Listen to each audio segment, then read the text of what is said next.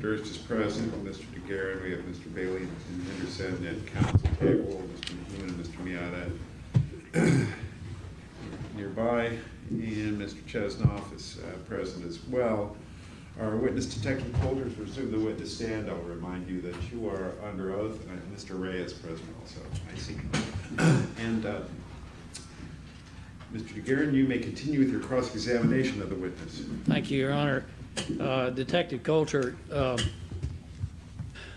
want to talk about the scene a little bit.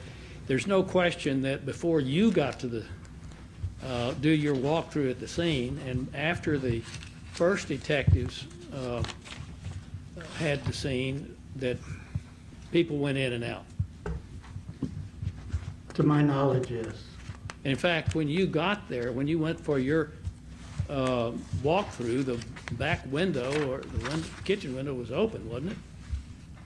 I don't recall it being open at that time. On the 11th? Yes. I don't recall it being open, no. Did I have it in my notes? Yeah. Show me thought my notes and maybe it'll refresh me. I thought I saw it in your notes, but it's not an important point. We can go on. The fact is, it wasn't locked, was it? It The was house. well, it was one of those, what is it, a French window or the little clasp kind of, I don't know what you call those little locks or to secure it, just slide, turns downward into a, like a French door Right. lock, I guess. I don't know what you call those things. Big enough for a person to crawl through. Oh, you could crawl through it, yeah. Yeah. Maybe not me, but somebody smaller. Well, at any rate, you would have preferred to have been there right away, wouldn't you? I'm sorry? You would have preferred for your investigation, for you to have been there right away. Well, of course, I'd want to be the one doing the initial crime scene, sure. Okay. If other people had been, and not police officers, not trained officers, if other people had been on the scene, there's always a chance of contamination, isn't there? Yes. Always a chance that evidence might be removed. Yes. You learned that Mr. Brenner had gone through her desk, right? I know he had gone through the kitchen window, he told us that. Well, yeah, getting in, going through the Right, window, but and, rummaged through her desk. I'd have to look at his statement. He might have told us that. I don't remember it as I sit here today. Now, you found several items that you thought were important on the desk, didn't you? I'm sure I did. I collected several items. I think papers and cards. We were looking for people that maybe we could talk to about her. Right. You did not collect the box of plain envelopes, did you? I don't believe I did, no. And did you collect any postage stamps? No. Okay. Not Or that I'm writing aware. materials? I'm sorry? Or writing materials such as a pen or pencil or anything? I don't recall. Could I look at the notes here? and see Please what- do. That's.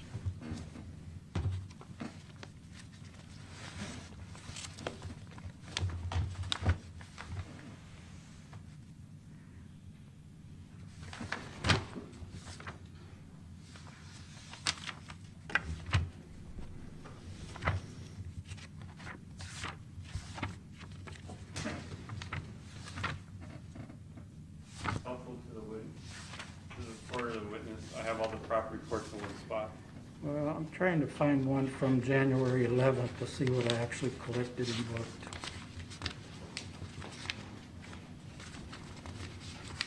Do you have that one handy? Mr. Bailey, he has asked if you want to show him that.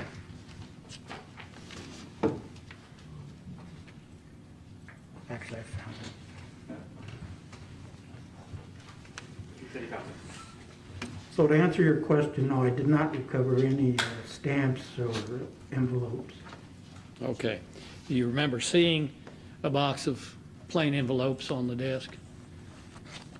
Not as I sit here today, no. Okay.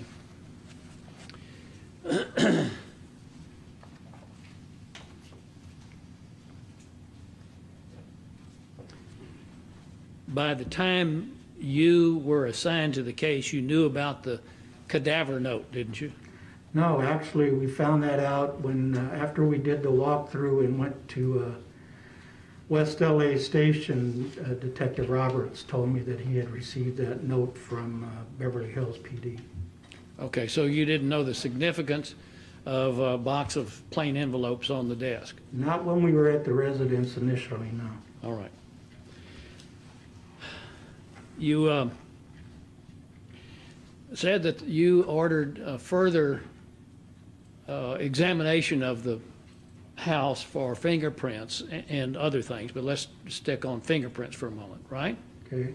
And you, is that right? Yes, yes. And in fact, you mentioned that you wanted to have the ninhydrin process used, which is different from dusting for fingerprints, right? Right, and anhydrin is a chemical process, and it could actually be cancerous, so you have to seal up the place afterwards and come back in a day or two to see if there's anything developed from it. Okay.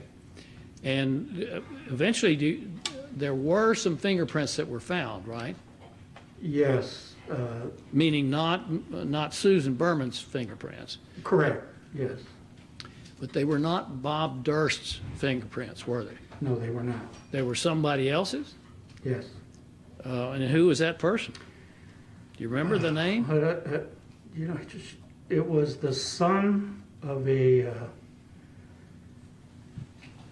Susan Berman had gone to college with this lady who lived up in the Oakland area. Her son was going to attend USC.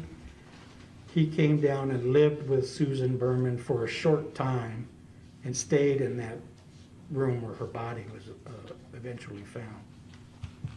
So that didn't cause you to focus on that person? No, we went and interviewed him and talked to him. Sure. And you were asked on direct examination if your focus was on Bob Durst at that time, and you said no. No, Right? it wasn't. In fact, your focus was not on Bob Durst until much later in October of 2001 when you got the call from Cody Caslis, right? That's right. I mean, Mr. Durst was a person we wanted to talk to, just as we did her other friends and associates, like Mr. Kaufman, Mella Kaufman, Sarah Kaufman. Al Brenner. Yeah, there's a few of them. Al Clethen, He's the Richard comedian? Markey. There were several people we talked to that were Okay. friends of hers.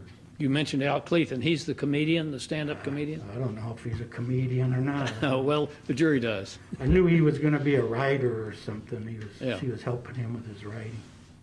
Okay. So,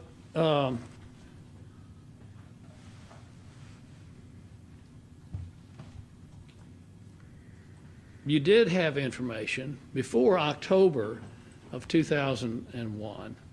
You did have information that Bob Durst was a close friend of Susan Berman, right?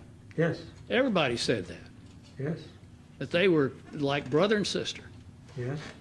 And yet your focus was not on him until the call from Cody Caslis, Right. right? Now, you interviewed a number of people early on. Let me just read a list of some of the more significant ones. There's a lot of people. Niall Brenner, Niall Brenner, her manager, yeah. Paul Kaufman, Or I don't know, common law, I guess you'd call him. yeah, and he was reluctant at first. I think you said you had some trouble setting up an interview. He wasn't the most cooperative, but I mean, once we finally got him, he sat down and talked with us. And Sarah Kaufman, his son, Sarah, yes. Richard Markey, of course, who had seen Susan, He was with her the night before at the movies. right? Mella Kaufman, Play daughter, she was up in Portland, Oregon. right? And Laraine Newman. Laraine Newman, yes. And that's not an exhaustive list. I understand it's not. there were a number of other people that you Yeah, interviewed, there were right? quite a few other people. Paul Kaufman, though, as you've testified and as we went into shortly before cross-examination, said something to the effect that, let me get it right.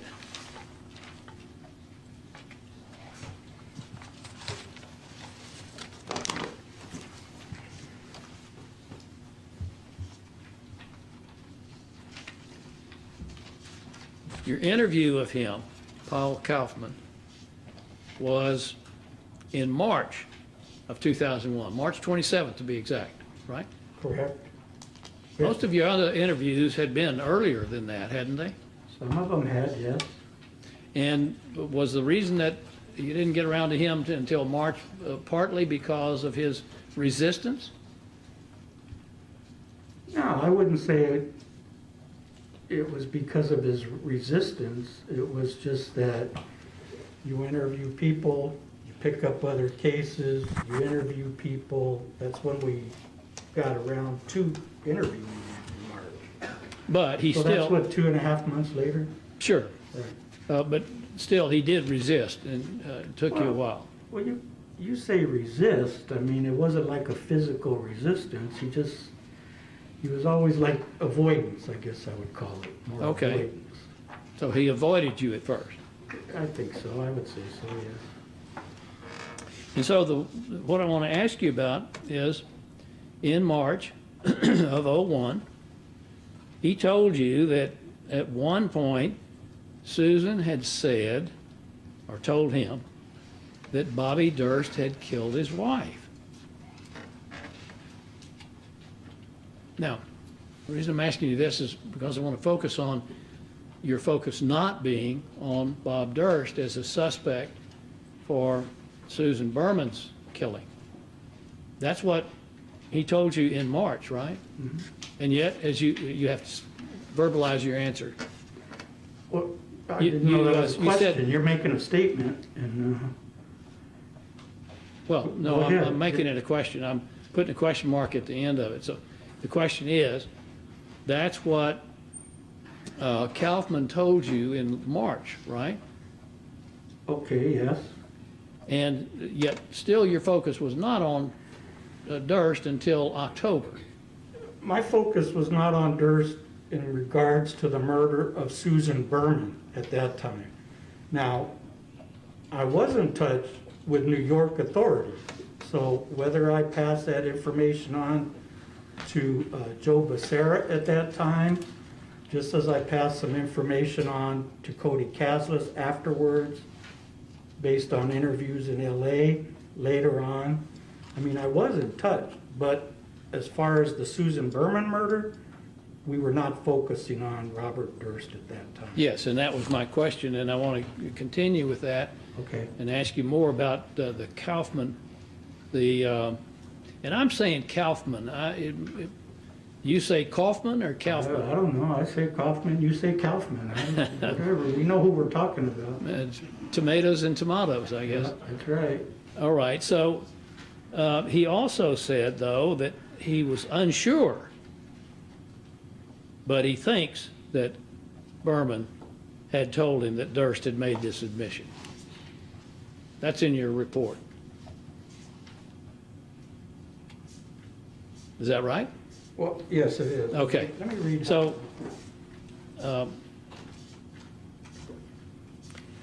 want to ask you about that conversation. Did he tell you that Can I clarify that? It's not that he's unsure that she said it, but that he's unsure if Durst had made that admission to her or if she knew another way. okay, Does that make sense? sure, it would be completely different if Durst had said that to her than if she knew it from some other source, right? Exactly. Or believed it from some other source. Okay. But you interviewed a lot of people that told you that that Susan didn't believe that Bobby was guilty of that murder or that disappearance, right? That's gonna call for hearsay, it's all. Just say hearsay. not that is going to call for hearsay. Say, objection, hearsay, sustain. I heard you the first time, Judge. Okay, but that's what you put there, and that's what Kaufman said to you. He's unsure, but he thinks Berman had told him that Durst had made the submission to her, but he's unsure, right? Is that a question again? Is that, yeah, right. That's what it says, yes. Objection, misstates the testimony. I'm sorry, just a moment. I've lost it. Restate your question, please. Okay, I'll do that. Quoting now from your report. Kaufman is unsure, but he thinks Berman had told him that Durst had made this admission to her. Period. End quote. Did I read it correctly? Yes. All right, and so Kaufman was unsure about what he was telling you, right? That's not how I understood it. Okay. The Well, way I understood it is he was unsure as how she knew that, or thought she knew that. or thought she knew that, however you want to. Okay. Well, did Mr. Kaufman tell you that that he and Susan Berman were sharing story ideas on a plane trip to New York? You got to direct me to that. I don't recall that. It's not in your report. I'm asking you whether that was part of what Kaufman told you. I don't recall that, no. All right. You know from you've been in Los Angeles a long time, and you know the movie business and writers and script stuff, don't you? Do I know writers and script stuff? Well, let Try me. not to deal with them. No offense. But Okay. there's any Well, here. would you agree that as a detective in Los Angeles, the home of Hollywood, that you're more likely to be familiar with the way writers work than some country boy from Texas?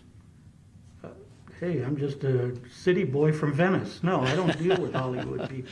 All right. So I Well, don't- not if I don't have to. so the question is, if you remember, whether Kaufman said to you, as he said here, that they were trading story ideas on an airplane flight to New York, when whatever statement she made was made to him. It's not No, in as your, I sit here, no, I do not remember that. okay. Try to look at my notes. And would it surprise you that he would say that that's the one and only time that she said anything about it, and he didn't know whether she was serious or not? Wait, repeat that again? Yeah. Would it surprise you to know that he said that's the one and only time she said anything like that, and that he wasn't sure if she was serious or not? I don't know. I don't know what's in his mind. Okay.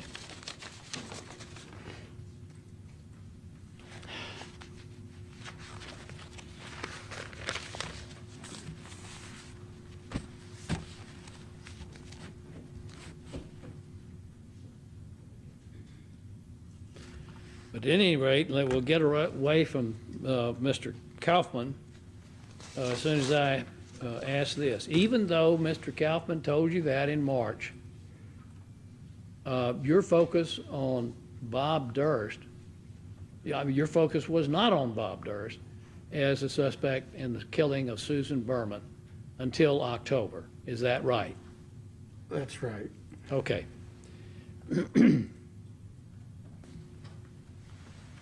Now, that changed in October of 2001 when you got the call from Cody Caslis that Bob Durst had been arrested for murder, right?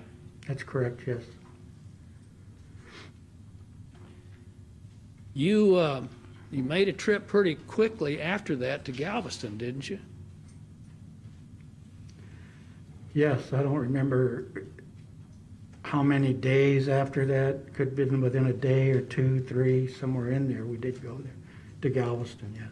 And what you learned is that when Mr. Durst was arrested, he had in his possession a 9mm semi-automatic gun, right? That's correct, yes. Well, I'm sure that got your investigative juices flowing, didn't it? Yes. Because, of course, you knew that Susan Berman was shot in the back of the head with a 9mm gun, right? That's true, yes. And a 9mm gun, they're all semi-automatics, aren't they? 9mm, yes. And so for those jurors who don't know much about guns, a semi-automatic is a gun, a handgun, that ejects the shell after it's been fired, right? Correct, yes. Unlike a revolver that does not automatically eject the shell, a handgun that fires a 9mm will eject the shell after it's fired, right? Yes, And sure enough, the investigating officers first found an ejected 9mm shell. yes, they did. You were aware from your review of the case that whatever bullet killed Susan Berman, entered the back of her skull, did not exit, right? Correct. That means that there were fragments or pieces of the shell still in her skull when they did the autopsy. Of the projectile, yes. If I didn't say that, I think I said bullet, but at any rate, Yeah, bullet projectile was referred to it. okay. And it's let me put it this way. It had splintered or fractured so much that there was no way to get ballistics off of the projectile. Is that right? I believe so. You mean as far as lands and grooves and Right. right-hand twist, left-hand twist? Is that what you're talking about? Yes, and again, for the jurors that don't know what you and I seem to be able to understand, Well, with some recovered bullets, either from a body or someplace, with a recovered bullet, if there is enough substance to it, a ballistics expert can examine that bullet and perhaps match it to a gun, right? that's true. And if I may explain about lands and grooves. Yeah, for I'll those do that. Oh, okay. I'll bring it up. I'll let you do that then. The lands and grooves are the things that go down a barrel and cause the bullet to spin as it exits the barrel, right? Correct. And that gives the bullet more stability and it goes straighter, right? Exactly. Just like a quarterback throwing a football. Good. Causes the spin. I got that. There Great. you go. You could use that too. Thank you. I'll do that next time I get a chance. Yeah, it's like your poker thing. Well, did you learn a little bit about what Easy Street is? To be honest, I already forgot about it. Okay. So, but in this case, because the bullet had fractured, there was no way of finding lands and grooves. It's fragmented, not fractured. but Okay, fragmented. It broke up. Yeah, Yes. because the lands and grooves in the bullet, in the barrel, will leave marks on the bullet if the bullet's not too damaged. Correct. Yes. Now, that's the ballistics involving the projectile, the bullet itself, the slug, if you will. Yes. I want to ask you a moment about ballistics, or the examination of an expended shell. You know, don't you, through your 35 years of experience, if I'm correct about the number, you know that there are ways that ballistics experts can examine a shell and compare it to a gun, if they have the gun, to see if that shell was fired in that gun. You're talking about the casing? The casing, yeah. Yes, yes. Either by using extractor marks or the parts of the weapon that eject the bullet or the casing out, as well as the indentation from the firing pin when the gun is fired. Because there are enough differences in even the same make of gun that the individual gun may put individual markings on that casing, right? Correct, yes. And so I started this by asking you, well, you got your investigative juices flowing when you heard that Mr. Durst was arrested with a 9mm semi-automatic weapon. You came to Galveston and wanted to get that tested as soon as possible, didn't you? Yes. And in fact, you got it tested. At the Pasadena, some firearms guy with Pasadena. Actually, it was a firearms woman, wasn't it? No. It's a man, blonde guy, I remember him. Okay. Firearms guy, and I don't know if it was the PD, but he was in Pasadena, Texas, is where he was located, out between Galveston and Houston. In fact, Pasadena is the second largest city in Harris County, isn't it? I got no idea about Texas. All right. At any rate, you got the 9mm that he was arrested with and the shell, and you got it compared by a ballistics expert, right? Yes, And the result was that gun was not the gun that fired that bullet. There's no evidence that that gun was the gun that fired that bullet. he wrote it up as inconclusive in Pasadena. Right. And you've tested it since then, haven't you? I had Gary Jones fly the gun out here to Los Angeles where we had it tested by our firearms. By your own people, and it was negative, wasn't it? Correct, yes. Okay. So we can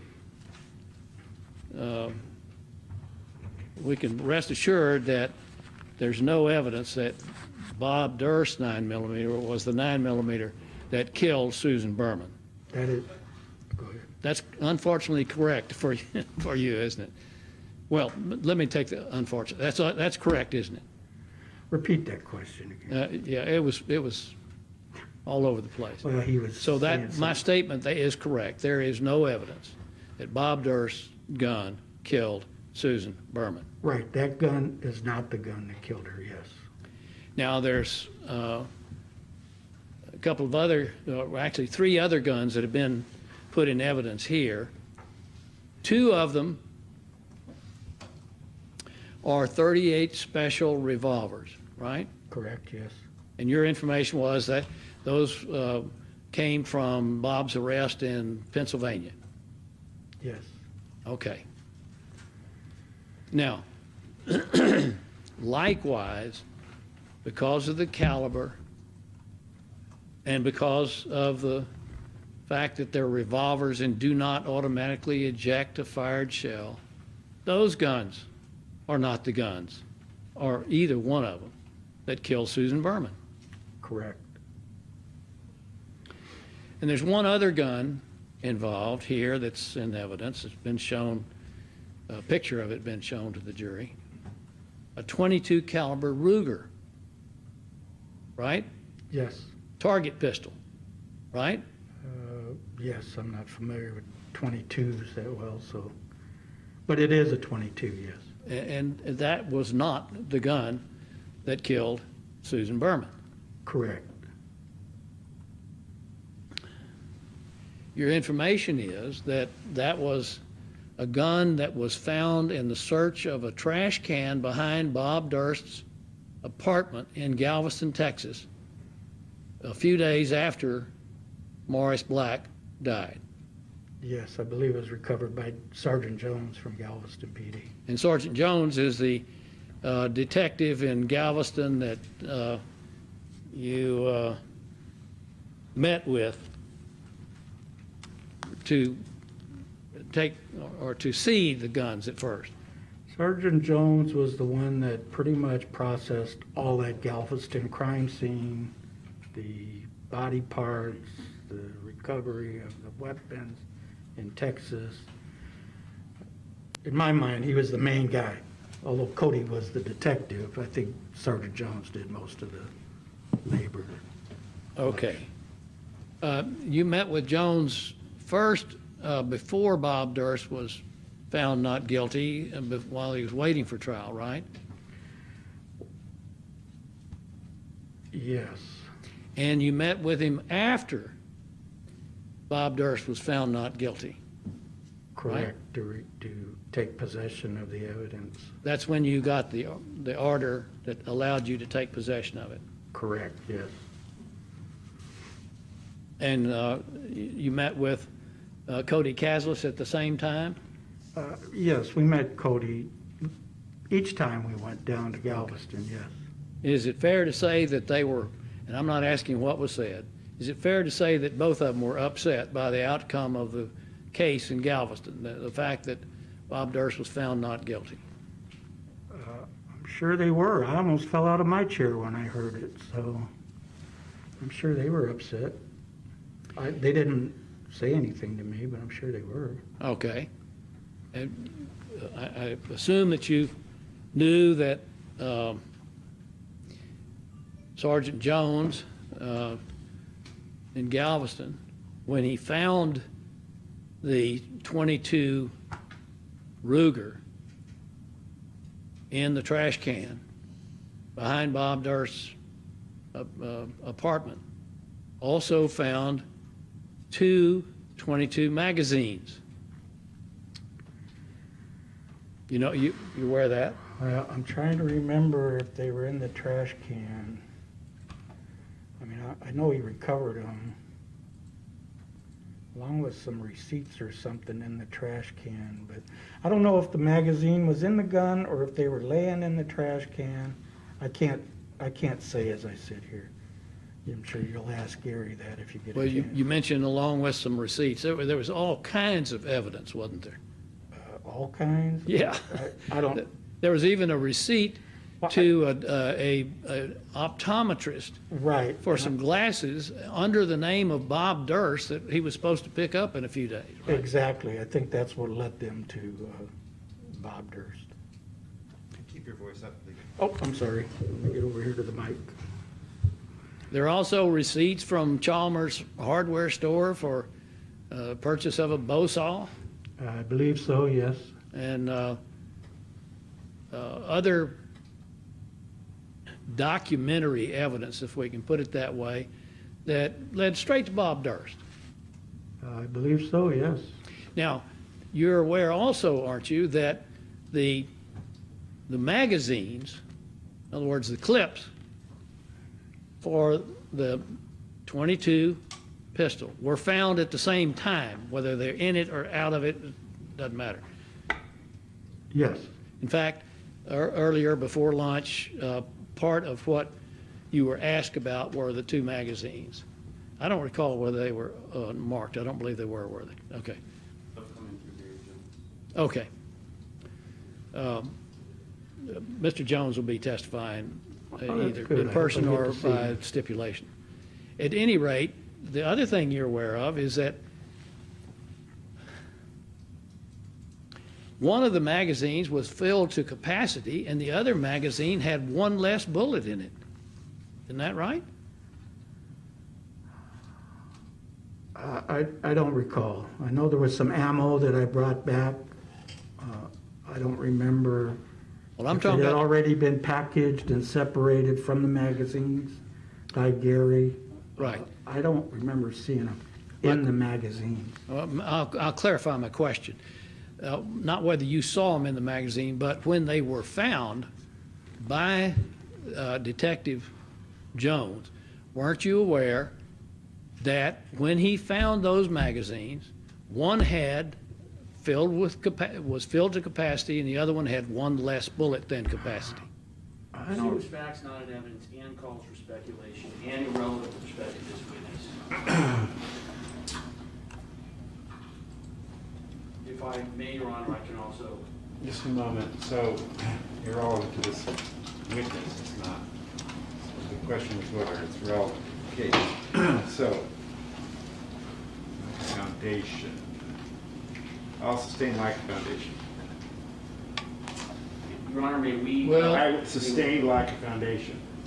Was that, Your Honor, I was simply asking, may we approach on this issue so that I have not objected on the 20 questions about Galveston, and I want to educate the court as to some information that the court might not know in terms of what's coming regarding a 352 objection. I can't do it without a speaking objection. Well, say 352 and that comes up. I sustain the foundation objection, so lay a foundation, Mr. DeGuerin. Well, I'm asking about the information that the detective had and about these guns that have been introduced through him. And Ask him what he knows and how he knows it well, okay. before you elicit the question. There must the foundation is that he has a basis for knowledge of this fact. What you know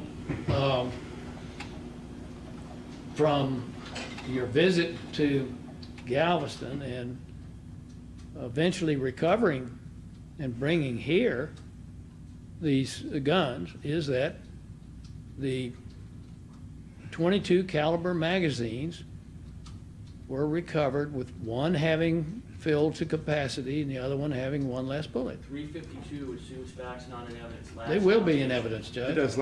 does lack foundation. Sustain. Your Honor, may we Well- approach, since these questions were all in the general areas, that I can explain We've this? stipulated to what Gary Jones is going to say, and that's The part of what he's problem going is to that- say. All right, stop. Approach, fine. You're gonna interrupt anyway, I guess.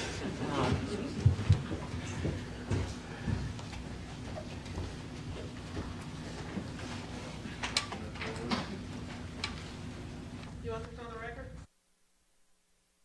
No, I'll find out for you.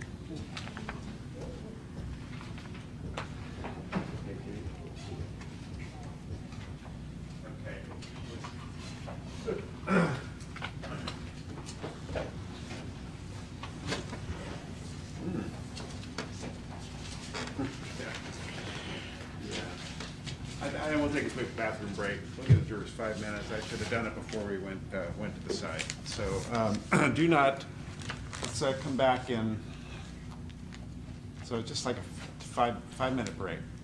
Maybe it might take 10, I don't know.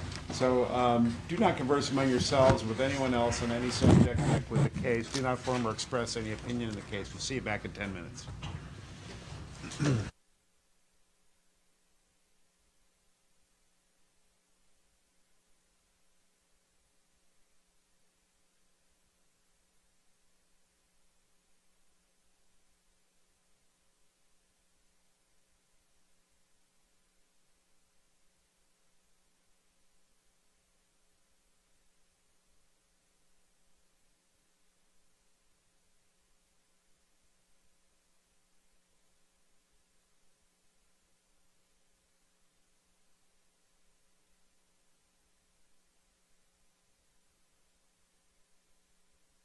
So left the courtroom, a couple of issues. One is, well, an inquiry is, so I think you heard, Mr. Lewin, I think you heard me talk with the juror who has an appointment on July 12th. So is that a impossible burden for you to do a half day on the 12th? I don't know. We'll accommodate the witness, and that gives, in case the interview facilities are better here for the defense to talk to Mr. Durst, that gives them another 4 or 5 hours with him. So I'll let her know she can do that. Second thing is... Yeah, what time would we leave that day? I just need Is to that mark it. July what? What time would we leave on? Well, we'll go through 12. Well, she says she needs to leave at 1:45, so what good is that? Till noon. Okay, I just wasn't sure Yeah, what the so we'll time. go till noon. Till noon, half We'll day. go till July noon. which? 12. 12. Yes, July 12th. The next, is there an updated estimate as to when the trial will be over? Which means to me that you must be boring one of the jurors if they want to know. I mean, they want to know when it's over, they can't get enough of it? They can get enough of it. All right, so juror number 14.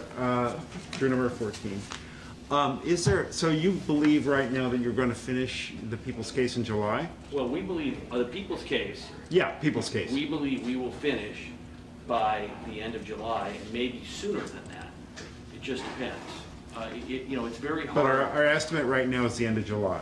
Yes, And then the defense, I know of, well, witnesses. 2, 3, it sounds like 2 though. well, it sounds like there was 3, now there's 2, but it sounds like they're gonna replace potentially Dr. Altshuler, that's my We understanding. don't know that yet, Your Honor. We'll announce it as soon as we do know that. So that's about so do you estimate that's 2 weeks, 1 week, 2 weeks?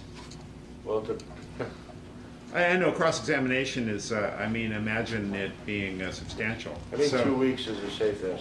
Okay, so then, we think mid-August. Yeah, I would say I think their case is more likely, from what I know about it, given the cross, 3 weeks, but I don't know for sure. So we should be done by the end, and deliberation, argument, the defense is gonna need a couple of days, Mr. Lewin, you'll be a couple of weeks, so that'll be, I'm sorry, I give up. I don't want to, that was a mean comment, Your Honor. That just snuck I out saw, with- no, I saw a 5-day closing one time that was really Well- excellent. It's the, what shall I say, the, Fidel Castro style of, Yes. of persuasion. It's where you just Vince, you know, just going on. The speeches are listen. You did a great opening. Your Honor, you'll be happy to know, Yeah. I hate Yeah. spoiling it, but you'll Yeah. be happy to know, the closing argument, I'll be doing rebuttal. Mr. Bailey will be doing rebuttal. I'll do rebuttal.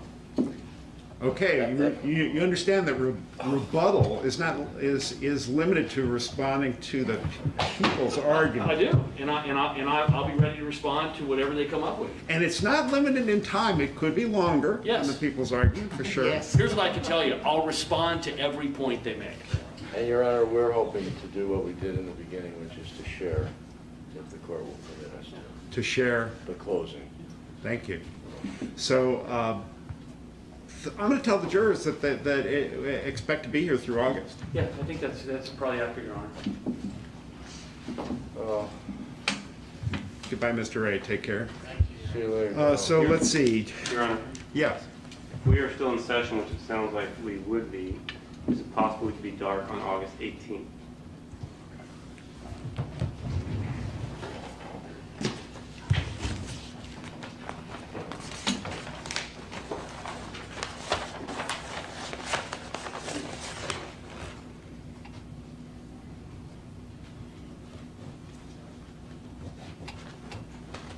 Will the defense object to that? If Mr. Bailey needs it, it's fine with us.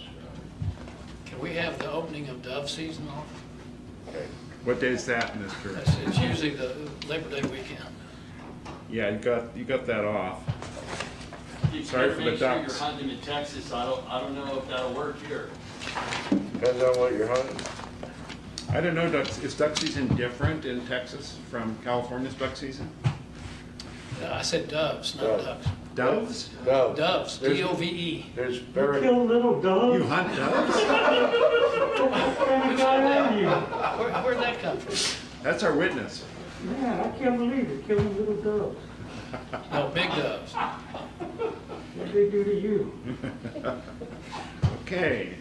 To Duck- answer Mr. DeGuerin. We don't have a dove season To here. answer Mr. DeGuerin's question, apparently, there is a spotted dove and ringed turtle dove, as long as mourning dove and white-winged dove, can be shot and killed September 1st. This poor court 14th, reporter is actually and taking, November 13th through December 27th. It's only a couple of weeks each time, Dick. Where, here? All throughout the state. Yeah, well, I'm gonna hunt back in Texas. This is yeah, this need not Do be on you the eat record. doves? I yes, do, they're delicious. yeah. Are they like little squibs or squabs or whatever No, they call those no, things? not the big doves we have.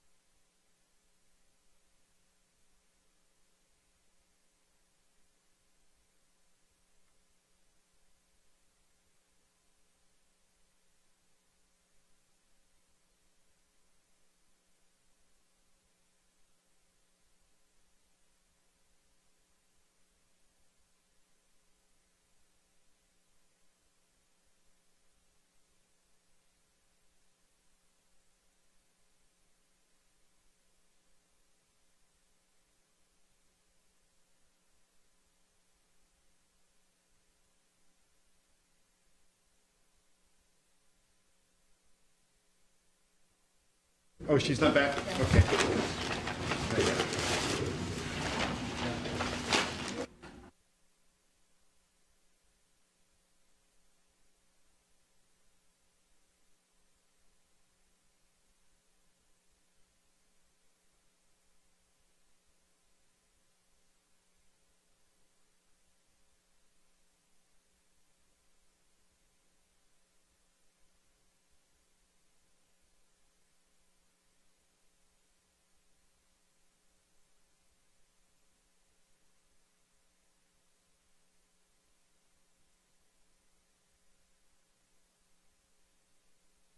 Durst is here with his lawyers.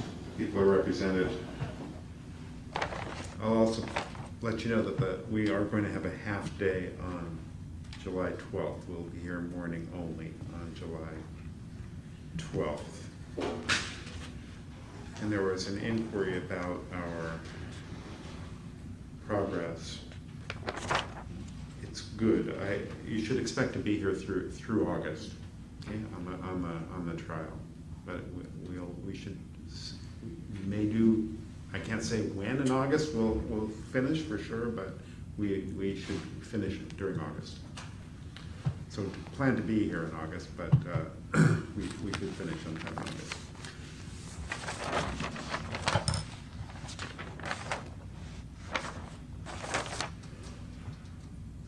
All right, Mr. DeGuerin, you may resume your examination of the witness.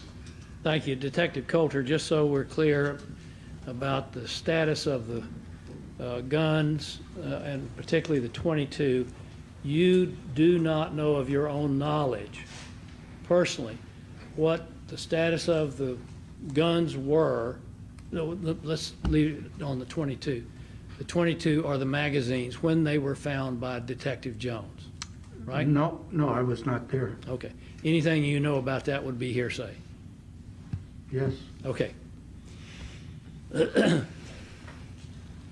What you do know, though, is how a semi-automatic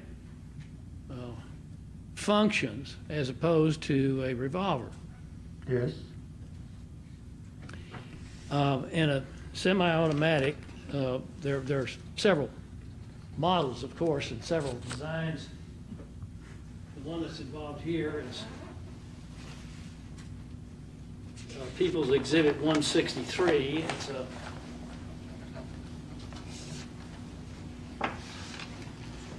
Ruger .22 with a heavy barrel as like a target pistol, right? Right. It's a little different from, say, the Browning high-power 9mm in the way that it has a plunger as opposed to the whole top of it sliding, right? Correct, yes. What was your preferred weapon when you were Well, for the first 23 years, I carried the 6-shot revolver they gave me in the academy. And then after the North Hollywood shootout, I thought I needed something a little bigger, so I got a .45. model 1911 Colt? No, I had a Smith. A Smith & Wesson. Okay, but Smith & Wesson, Right. model 1911 Colt, Browning, they have a slide to eject that comes back, the whole part of it comes back, right? Correct, yes. Whereas this .22 Ruger has a kind of like a plunger that comes back to eject and put the new shell in, right? Right. Now, if you were to grab the gun and have your hand over where it ejects the shell and it's shot and it comes back, it could pinch your finger, couldn't it? Speed scope of direct camera. Well, just like this. I'll allow it. I've never fired a .22 target pistol, so I don't think I'd be putting my fingers near it. Okay. Well, did you see how I was able to stop that accidentally, really, with the web of my thumb and Gary's forefinger. testifying, it's an improper question. It's also irrelevant, it's 352, it lacks foundation, assumes facts not in evidence. Overruled. Did you see that? All of them? You better repeat that question again. I got lots of Well, okay, objections. I'll probably draw the same objection, but I'll repeat it now that the judge has allowed it. You see how, maybe I better, it would help if we could take this plastic thing out here, Judge. Can we do that? No. Okay. You see how, when I pull that back, it pinches my thumb right here? The skin between my thumb and my forefinger? Okay, if you're saying that, it's your thumb. And then when I pull it out, you see that? I couldn't see it from that far. I mean, yeah. Yes. Okay, Mr. DeGuerin, come on up. You gonna do it again? I was like I'm pain, gonna have a so- blood blister on my thumb. I might ask you to do it about 6 times. Oh, well, you can. See how many times I can get you to do it. You shouldn't be saying that. That's cruel. Well, if you're gonna keep doing it, I'm gonna do it one more time.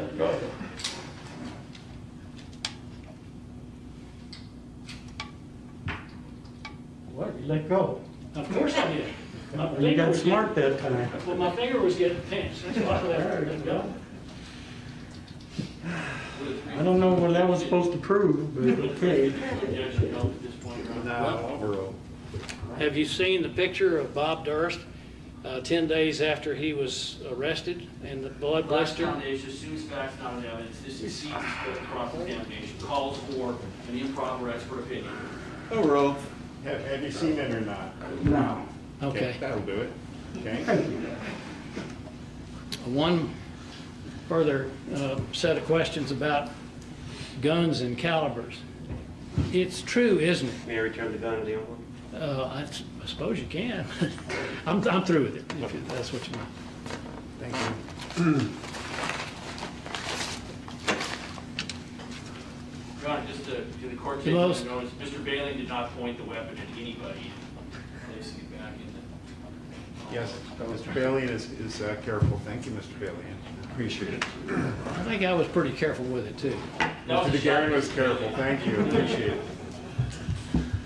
So, before we get away from that, you know that of all the calibers for either rifle or pistols, but let's stay with pistols, handguns, of all the calibers, the two most common calibers in the world are 9mm and .22. That's a true statement, isn't it? I could only talk from my experience in all the shootings that I've handled, that yes, 9mm is the most common. 22, not so much. Revolvers, I saw a lot. And of course, I don't mean. Question? Well, That's my experience. I can't speak for the whole world. well, your experiences with murder cases, and I understand that, but I'm talking about overall, whether it's guns used in crime or guns that are on the market and easily purchased. From all that you know, the 9mm and the .22 are the two most common calibers in the world, aren't they? I could speak as far as 9mm are common, yes. Okay. 22s I can't speak for. Now, you asked that the guns be traced through the ATF, didn't you? That's correct, yes. And it's true that all four of the guns that you brought here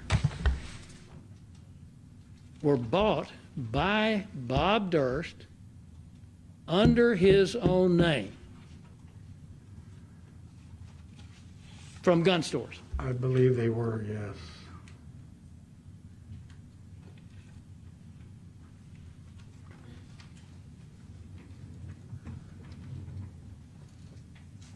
And that gets me to another issue about Bob Durst using his own name, the travel records that you found were all Bob Durst using his own name, weren't they?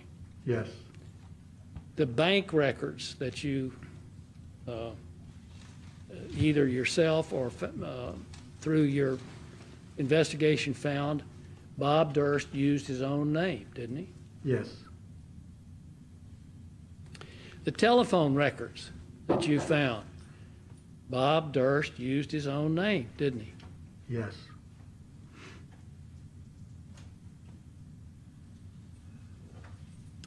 You've testified here about some calls from Garberville to San Francisco on December the 20th, I believe, are the ones that you testified about. But you got other records that showed other calls being made by Mr. Durst from Northern California to San Francisco, didn't you? Are you talking about off that calling card? Sure. Or off of his cell phones? Both. Or what? I'd have to look at all these records. There were hundreds of calls, and I can't remember each one, what they were. So if you got something specific, and you have it, let me look at it. Yes. Among the calls that you researched, I assume that you asked to identify some of the numbers at least, right? There were some of the calls that were made off of the airphone. I attempted to identify who he was calling. I want to say one or two of the numbers was an attorney, if I remember right. The numbers from Garberville, I think he was just checking his messages, now that I think of it. He was Well, calling for his messages. I want to ask you if in researching the numbers called by Mr. Durst, you found that the San Francisco number that he was calling was to an architect by the name of Mike Yoshida. Does that ring a bell? It doesn't ring a bell, but it could have been, yes. Okay. I mean, 20 years later, I can't remember their name. I'm sure that's why you've got your notes there in front of you, and I understand the passage of time as it plays tricks on our memory. Right. But does that name sound familiar to you at all? Mike Yoshida, an architect in San Francisco who was working on a project for Mr. Durst during that time. Not as I sit here today, it doesn't ring a bell, but it could have been. Well, you did know from your investigation that Bob Durst was expected to be in Los Angeles to visit with Susan Berman for during the Christmas holidays of 2000, right? Question's improper. Your Honor, the question's calling for a conclusion. He can say what witnesses have told him, not what actually occurred, etc. The question's calling for a conclusion for the detective to say what actually occurred. I didn't say that wasn't the question. That's why The question was he was expected. A lot of people. Let me rephrase the question. Overruled. Yeah. Yeah, a lot of people told you that Bob Durst was expected to be visiting Susan Berman during the Christmas holidays, right? Yes, that he was coming down to visit for the I mean, it was no secret, was it? No, not among her friends, no. Some of her friends, not all of them.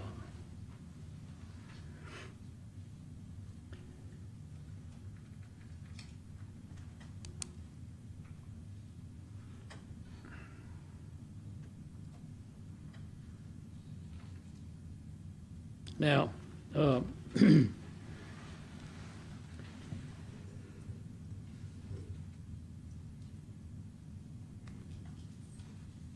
and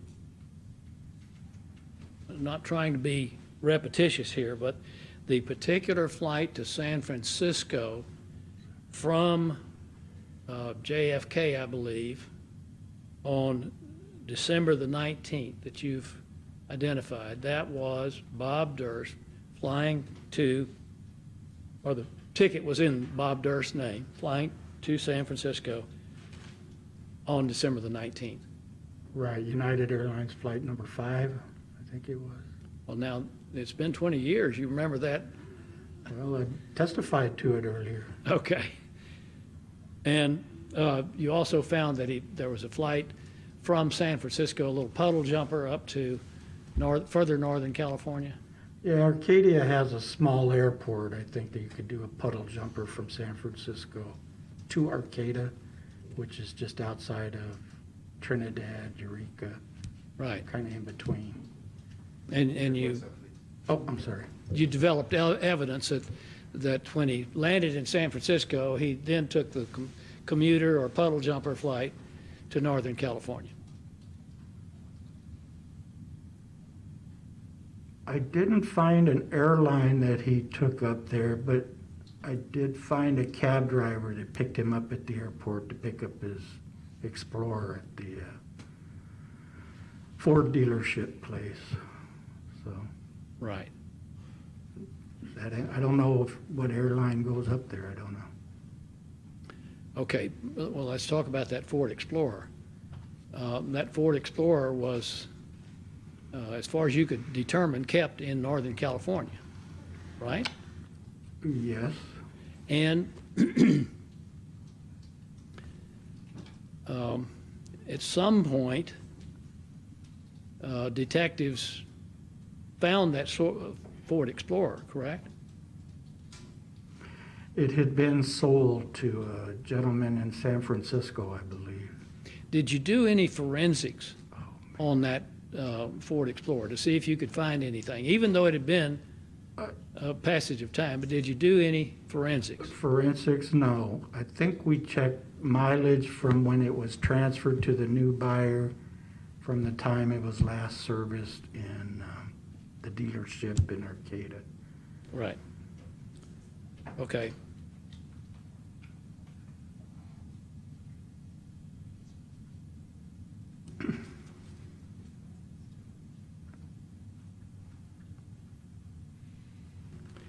Now, you mentioned that, in fact, you and I met for the first time in Galveston when you brought your forensic handwriting expert to take samples from Mr. Durst. The handwriting Right. exemplars, yes. Now, up until that time, the handwriting on the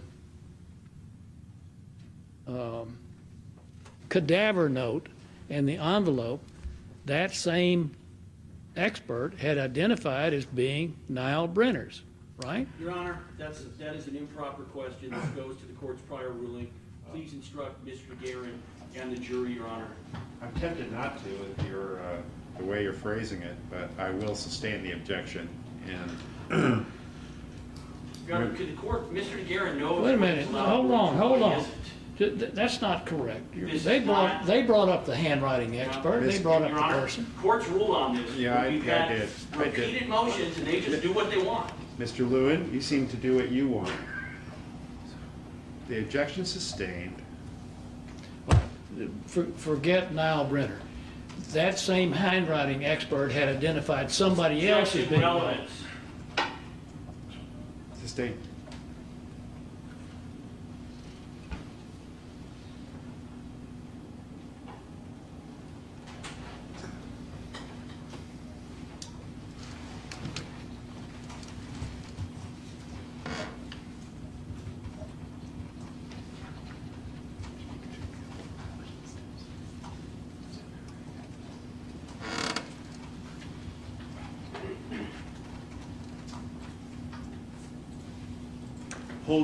Hold those questions, and I will address that at a 4:02 during the break, okay?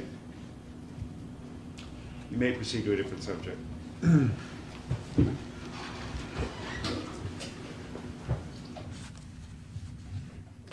Okay. Telephone records.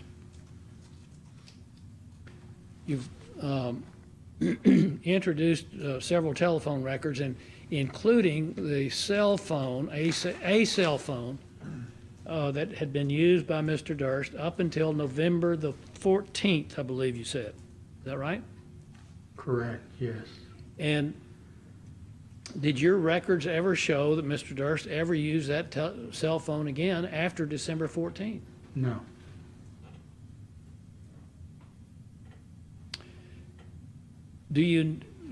Were you aware that Mr. Durst went to Galveston under an assumed name and rented a cheap apartment dressed as a mute woman? Not till I heard from Cody Kaslas in October. We didn't know where he was. Right. So, were you aware that November 14th is about the time that he went to Galveston? I'm sorry? November the 14th, 2000, when the use of his cell phone stopped. Were you aware that that coincides with when he went to Galveston? No, I'm not.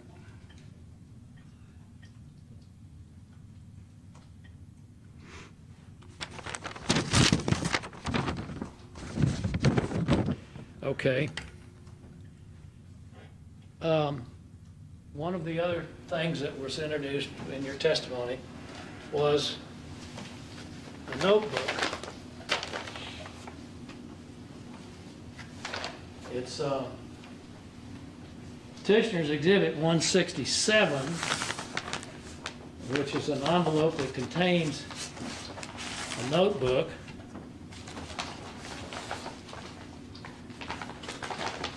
that had some contents, right? Had some contents? Yes, one of the things that was pointed out to you was a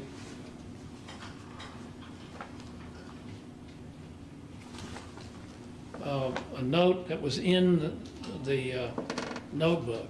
There is a note and some writings, yes, on the first few pages. Right, but there were other contents of the notebook, right?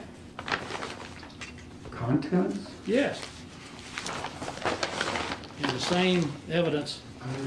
In the notebook, I don't recall anything else. There was some writing. Contents of Meade notebook. Oh, okay, well, what is it? Can I see it to refresh my Sure, sure. recollection? May I approach? I can't read that part. He's pulled a separate envelope outside of the larger envelope. Yes.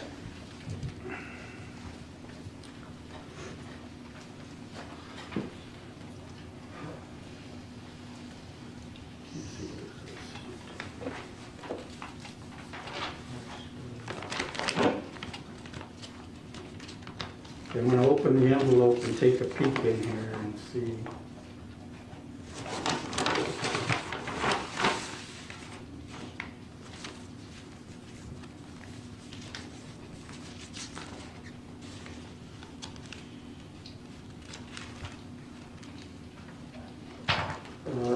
There's some photos, some notes for, actually, it looks like that same note, the Women's Center, a copy of it. I don't know whose writing this is in red, some photos of a dog. Yeah, there's some folded pieces of paper that contain some photos. Okay. And I'm not so concerned about the writing on the outside of those papers. They appear to be simply containers for the photos. Is that a fair statement? Yes, yes. Okay. And, May I have one more? sure. Yeah. Yeah.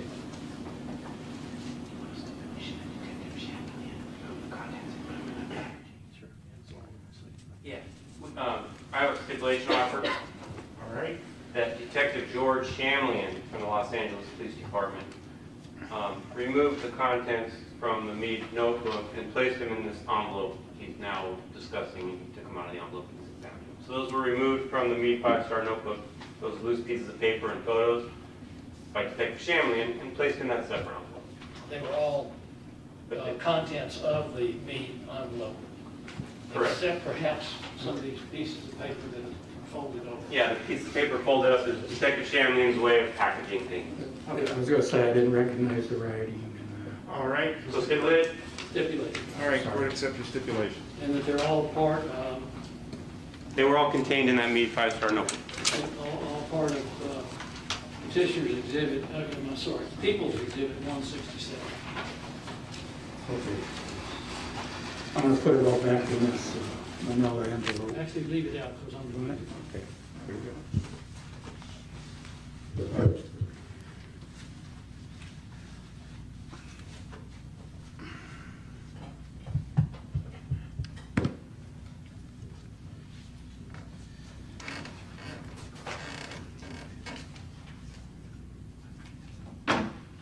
And what, may I offer one more part of the stipulation? Yes. The Women's Center, you said there was a photocopy of it in there? Yeah. Stipulation would be that Detective Shamlian made a photocopy of it and put it in the envelope because he left the original note in my Mead 5-star. So that photocopy wasn't in there when it was originally recovered. Detective Shamlian made that photocopy. Exactly, sure. So stipulated? So it's stipulated. All right, that's stipulated.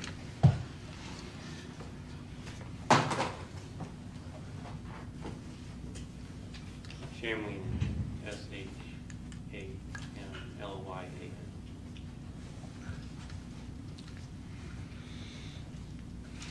What I want to do is go over the rest of what was in the Mead notebook.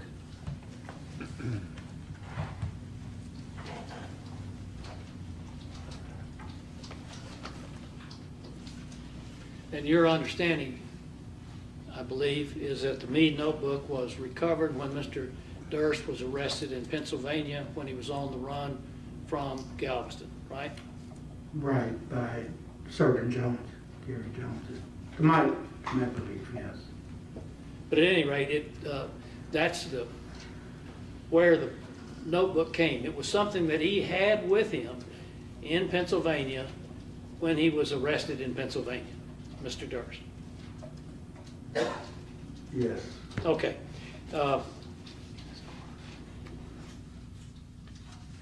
Yeah, I'm hearing that it's in his car when he was arrested, along with the guns, 2 guns. I'm going to put on the screen here for you to look at it. This was in the Mead envelope. It appears to be a Staybridge Suites, Allentown, Pennsylvania.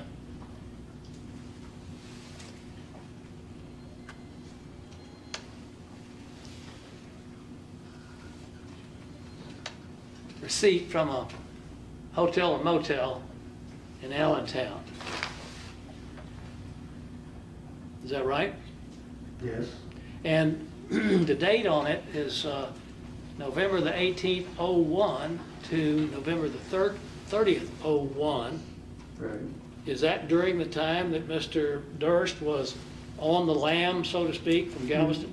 He was a fugitive at that time, yes. Okay.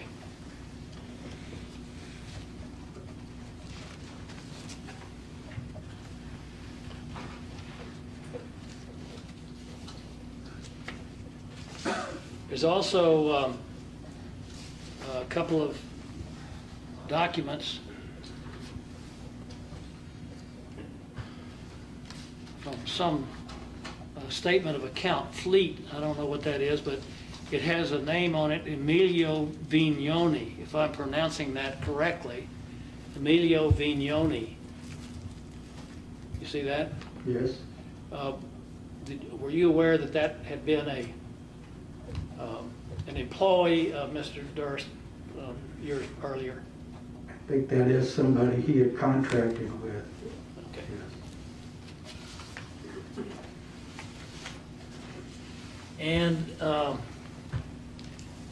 there's an envelope with a stamp, just a plain white envelope with a stamp and a couple of stamps. I assume that you compared that envelope and those stamps with the cadaver note and envelope, didn't you? Are you assuming that? I am assuming that. Is that true? No. So y'all didn't see whether that... No, these are self-sticking stamps. I think I did look at them to see if they were the same 34 whatever the picture is on them. I don't recall if they matched up or not. In fact, the stamp on the envelope that carried the cadaver note had an American flag on it. It was a completely different stamp, right? I believe so, now that you mention it, yes. Okay. What about the envelope itself? Did you see whether it compared or not? Just a generic white envelope, about the same, let me look at it in person here. All right, sure. Yeah, it's about the same size. It looks about the same size for me. You need to see it? No, I saw it when you picked it up. It looks about the same size.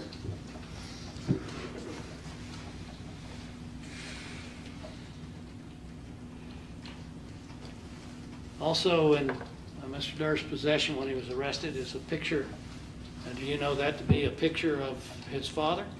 I got no idea who that is. All right.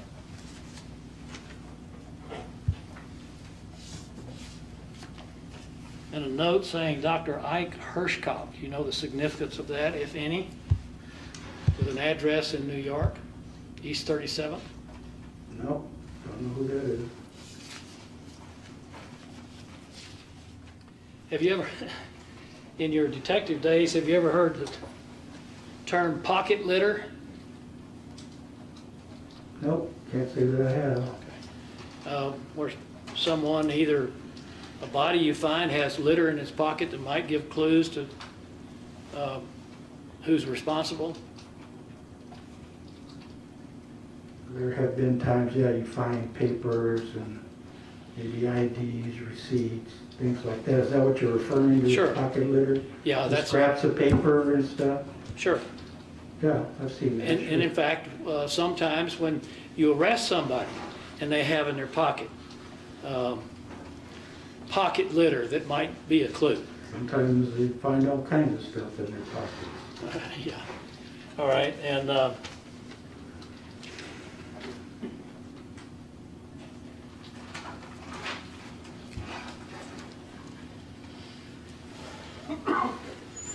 there seems to be an article of several pages. It's torn out of a book, and the title of the article is "The Impact of Growing Up with ADD." See that? Yes. And it's got several passages outlined in green ink. You see that? Yes. From all you've known about Bob Durst and learned about Bob Durst, he had kind of a thing about writing in green ink, didn't he? A lot of the writings that we found were green ink, yes. Okay. And then just a few more things here from that notebook.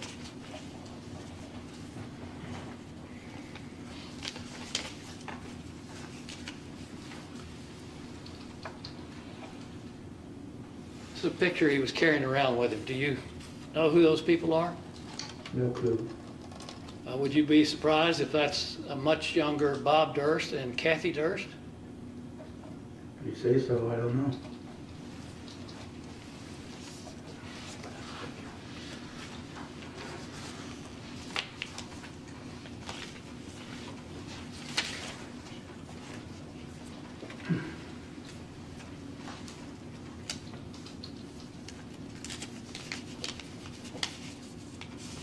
Here's a copy of one that that's in evidence elsewhere. Let me show it to you.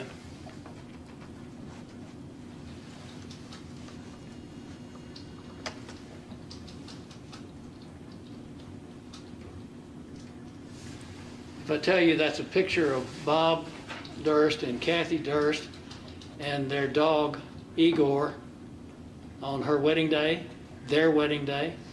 I can't speak for the dog, but yes, I do recognize Bob Durst and Kathy Durst in this photo, yes. Okay. We'll stipulate it's Igor. So stipulated. Court accept that stipulation, Your Honor? Yes, I guess that's Igor. Get old Igor. Hallelujah. Finally.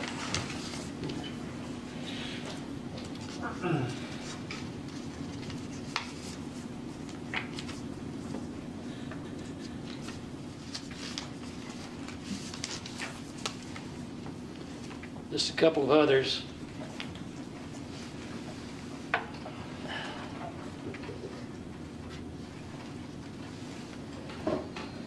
I don't think you will recognize him, but I think there's no question that that's Bob Durst at about the age of 9 or 10. Mr. Chairman, the witness can't stipulate.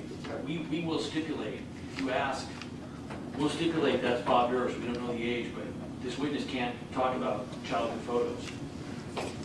Well, what you can talk about is, you know, that these photos were all in Bob Durst's possession when he was on the lam. That's going to call Right. for hearsay, the same issue we talked about in sidebar. These things were in the, witnesses testified that he learned that this notebook was in the possession of Mr. Durst in his vehicle when he was arrested in Pennsylvania. You know, people will stipulate that those materials were in the vehicle when Mr. Durst was arrested. We'll stipulate it. Doesn't have to ask this witness. Then why did you object earlier? Okay, so that's fine. The court will accept the stipulation. You can still display them to the witness. After all, he testified on direct to their existence, so I think it's proper for you to inventory them with him. And the notebook in evidence. Is the notebook in evidence? Yes, it is. Yes. Okay. And we have a stipulation coming up for the officer who recovered it. That's fine. I mean, it's just what you introduced it through this witness, so he can go through it with the witness. For sure. It's fine. We would interject a 3-2 for this witness, Your Honor, given what the court's been made aware of. In fact, to undue consumption of time, given the Overruled. stipulations. All right. And finally, that's not everything that's in here, but this is finally one I'm going to put up here. It's a receipt. Actually, it's an envelope that looks like a receipt from a rent-a-wreck in Mobile, Alabama. Right? If I described that correctly? Oh, yeah, I didn't know if you were telling me or asking me. Yes, Well, I'm yes. telling you and asking you Yes, to. it is. Okay.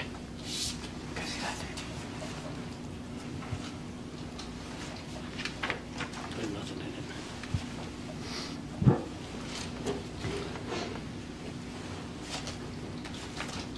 If you want to take that break now. I will.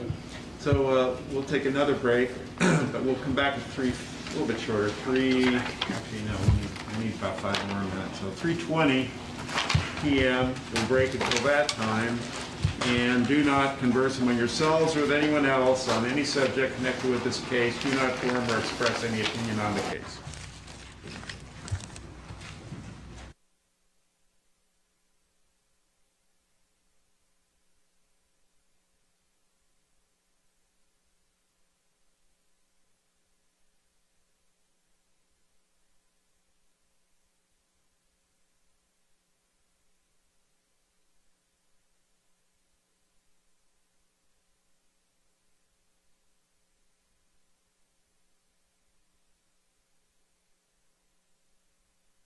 All right, our jurors have left the courtroom.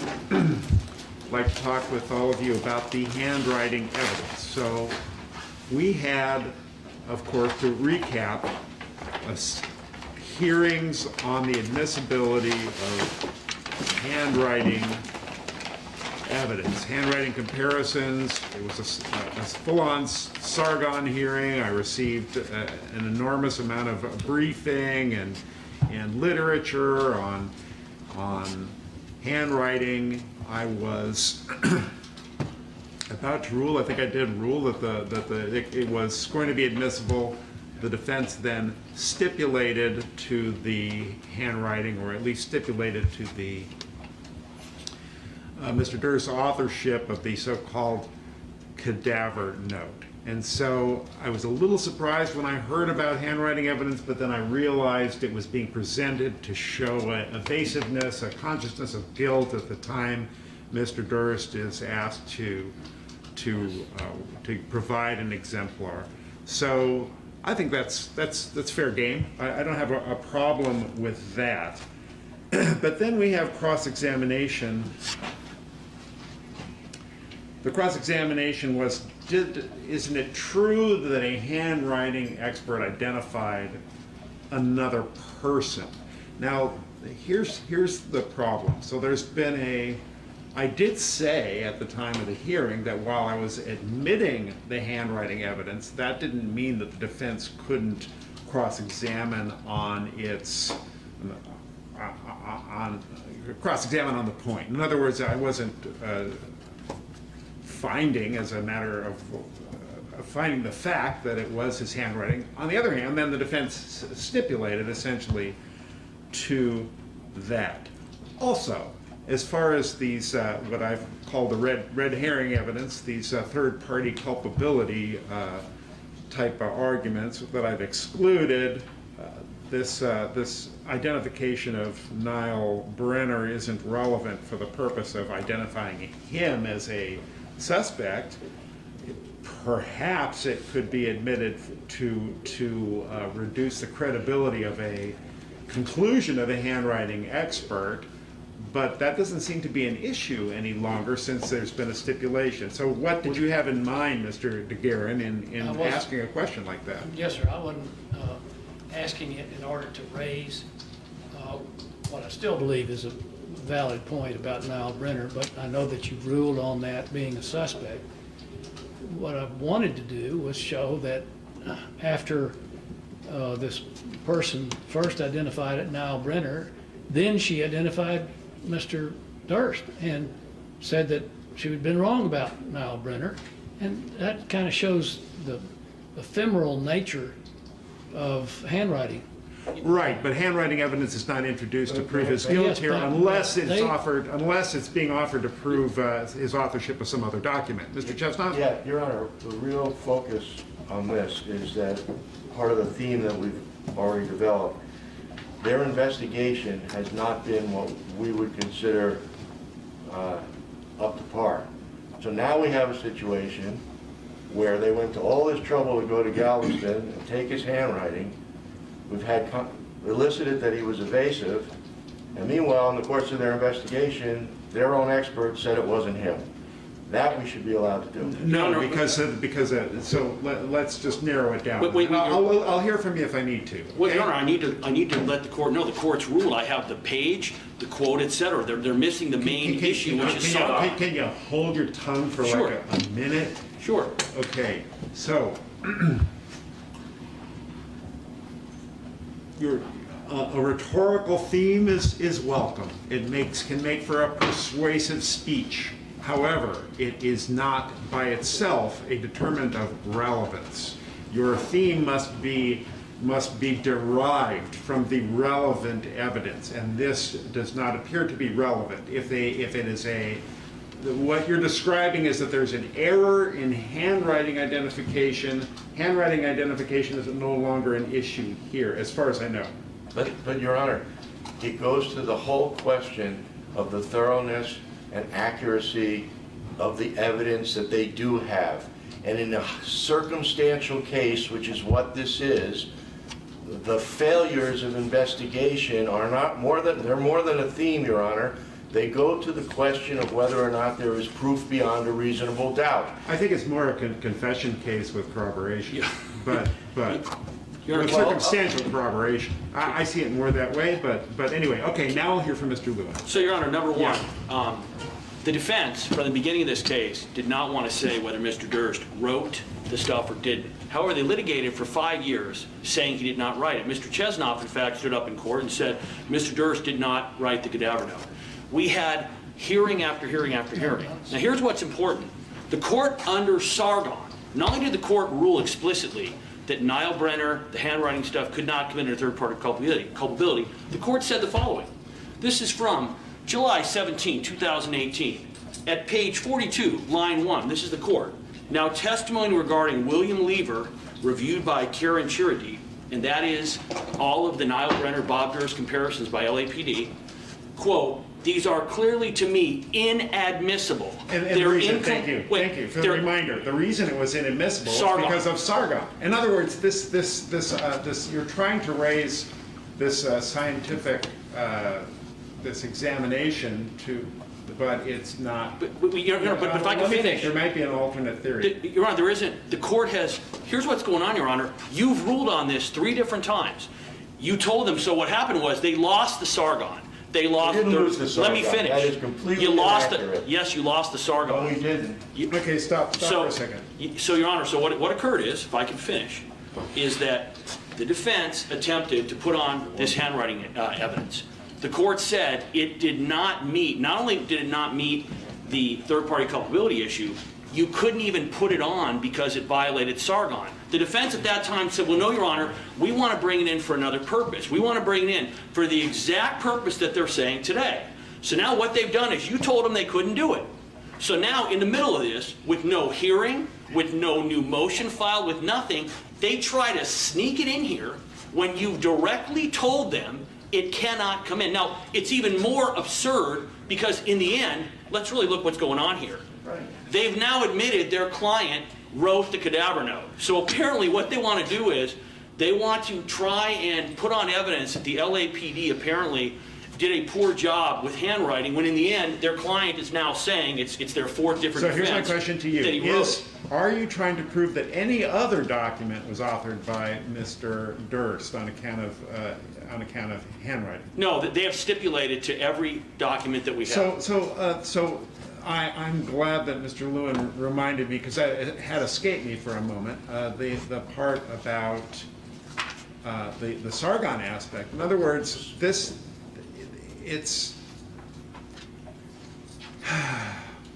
evidence does not implicate Niall Brenner. Now, I think you're trying to suggest perhaps that to the extent you're saying that it also proves that an investigation was inadequate or that handwriting comparisons aren't probative, I think 352 then keeps it out, because that's not much.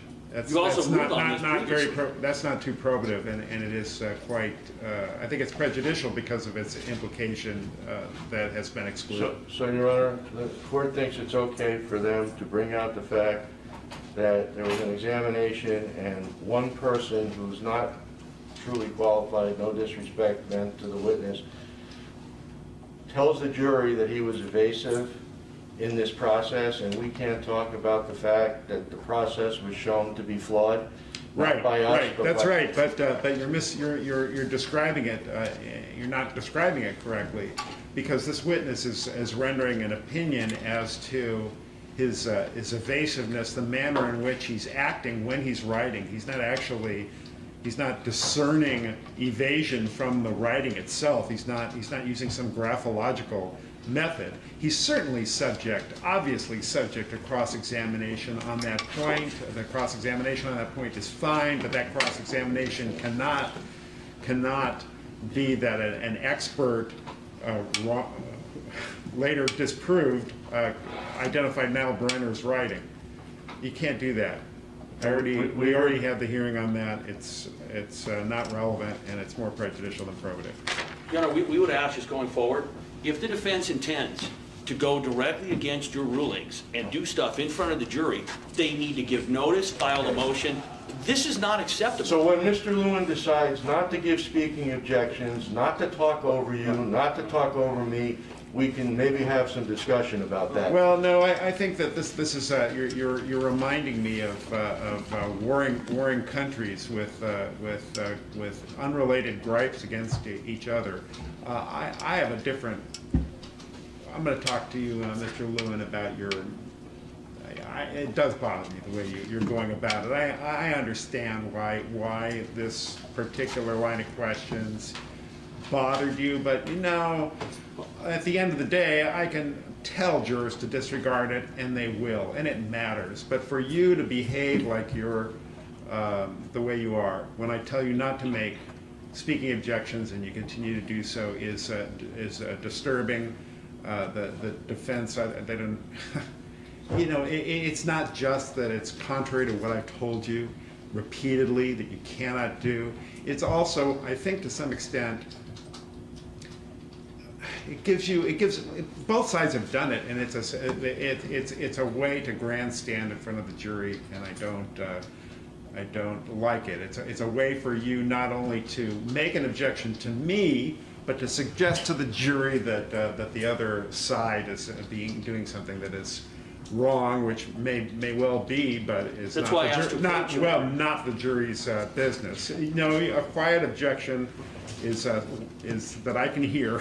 You know, that's why I asked to approach. Well, because I don't let you approach is no excuse for you to go around it and make a speaking objection. I don't let you approach because I want to encourage you to anticipate these things, to do them in advance and not take Your Honor, I've the juror's litigated every time. issue 6 times. How can I anticipate? What happens is we litigate, you rule, they decide they're going to ask whatever they want. So my question to the court is, what am I to do to ethically represent the people in the interest? I Okay. brief everything. Well, here's the thing, because if you make speaking objections, I'm going to overrule them, and your case will suffer. Your case should not suffer. You should not prejudice your case by the form of your objections.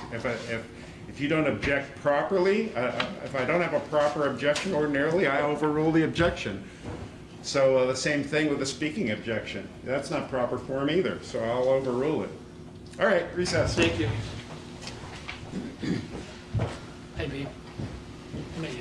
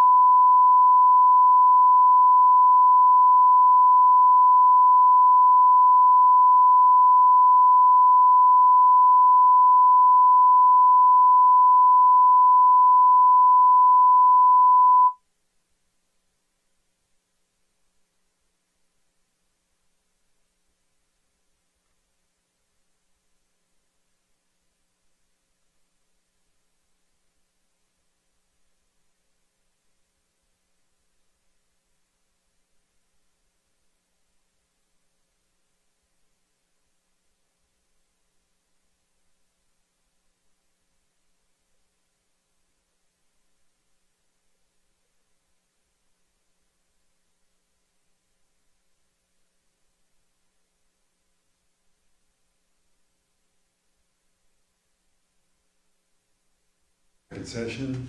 Jurors and alternates, all have returned. Mr. Durst is present with Mr. DeGuerin and Mr. Chestnut. And we have Mr. Bailey and Mr. Henderson at council table, and Mr. Miata present also. Detective Coulter is resuming the witness stand. I'll remind you that you're under oath. You may continue with your cross-examination. No further questions, Your Honor. Then redirect examination, Mr. Bailey. No questions, Your Honor, thank you. May this witness be excused. Yes. You're excused, Detective. Thank you. Thank you. Thank you. People call Laraine Newman, Your Honor. Yeah.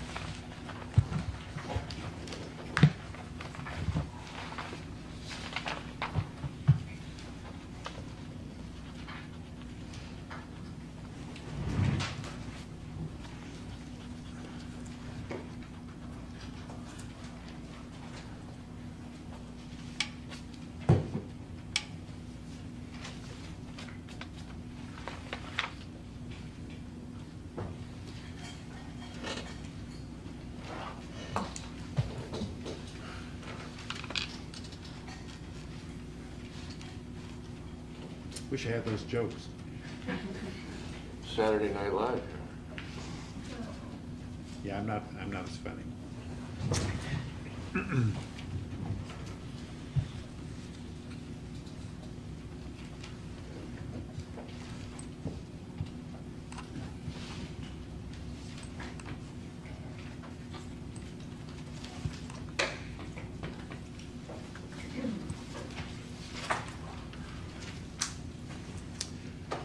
I once had a juror who was a yoga teacher. This is not a joke. This actually happened. And during the breaks, I asked her to lead the jurors in yoga, do some healthy stretching during the wait. And she didn't appreciate it. She was. I would try, Your Honor, but I'm afraid I'd get up. I'd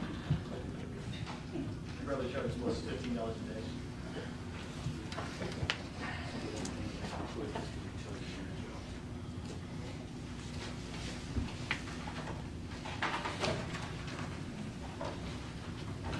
Step right behind the court reporter.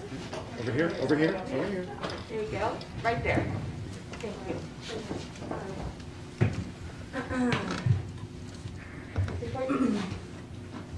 Now, before you sit, could you stand, please? Pardon me? Please stand. Please stand. Please raise your right hand. Do you solemnly state that the testimony you may give in the cause now pending before this court shall be the truth, the whole truth, and nothing but the truth, so help you God? I do. Please be seated.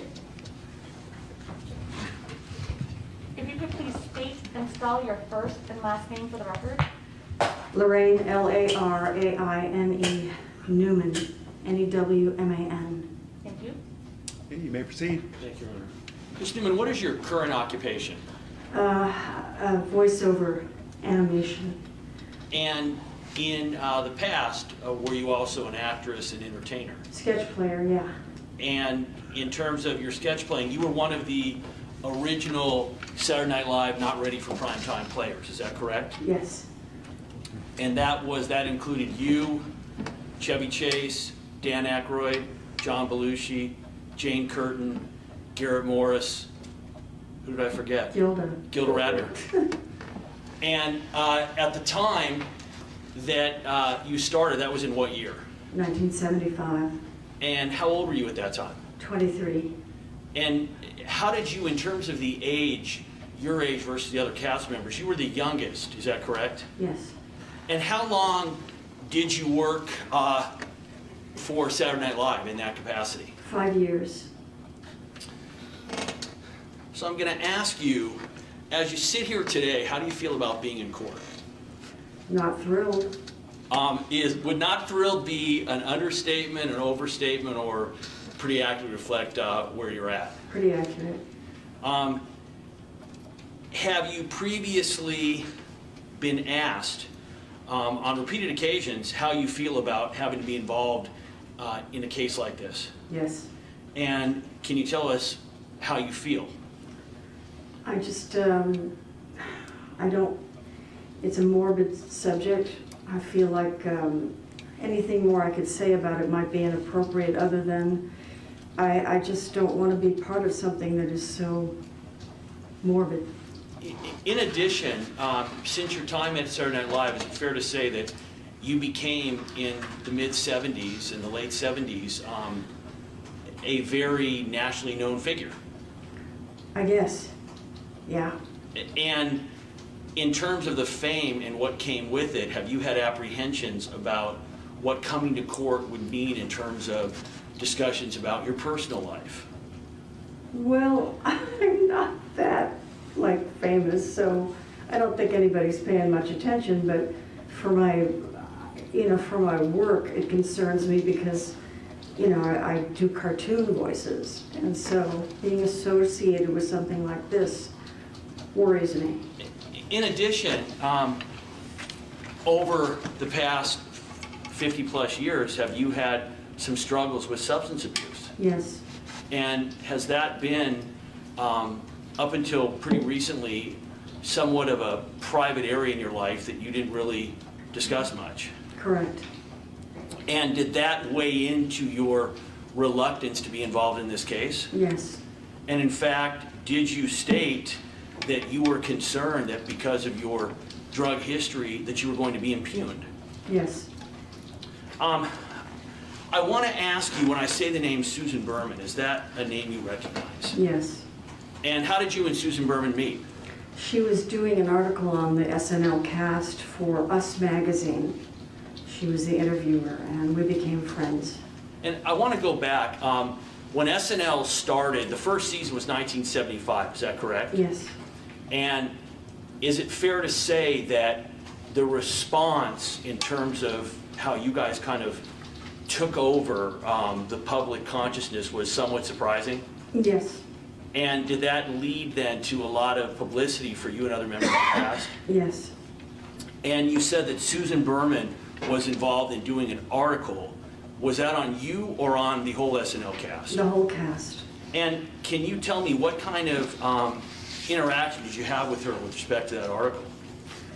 Well, she interviewed us all individually, and we kind of had a kind of communication that you have when you spark to someone and want to be friends with that person. We had similar backgrounds growing up, and kind of reminisced about growing up in Los Angeles, and I loved her. She was incredibly funny, incredibly smart, and a lot of fun. And at the time that you met her, you were living in New York, is that correct? Yes, Up until that time, you grew up basically in Beverly Hills, is that right? Not on the west side? Westwood, yeah, Westwood, Beverly Hills.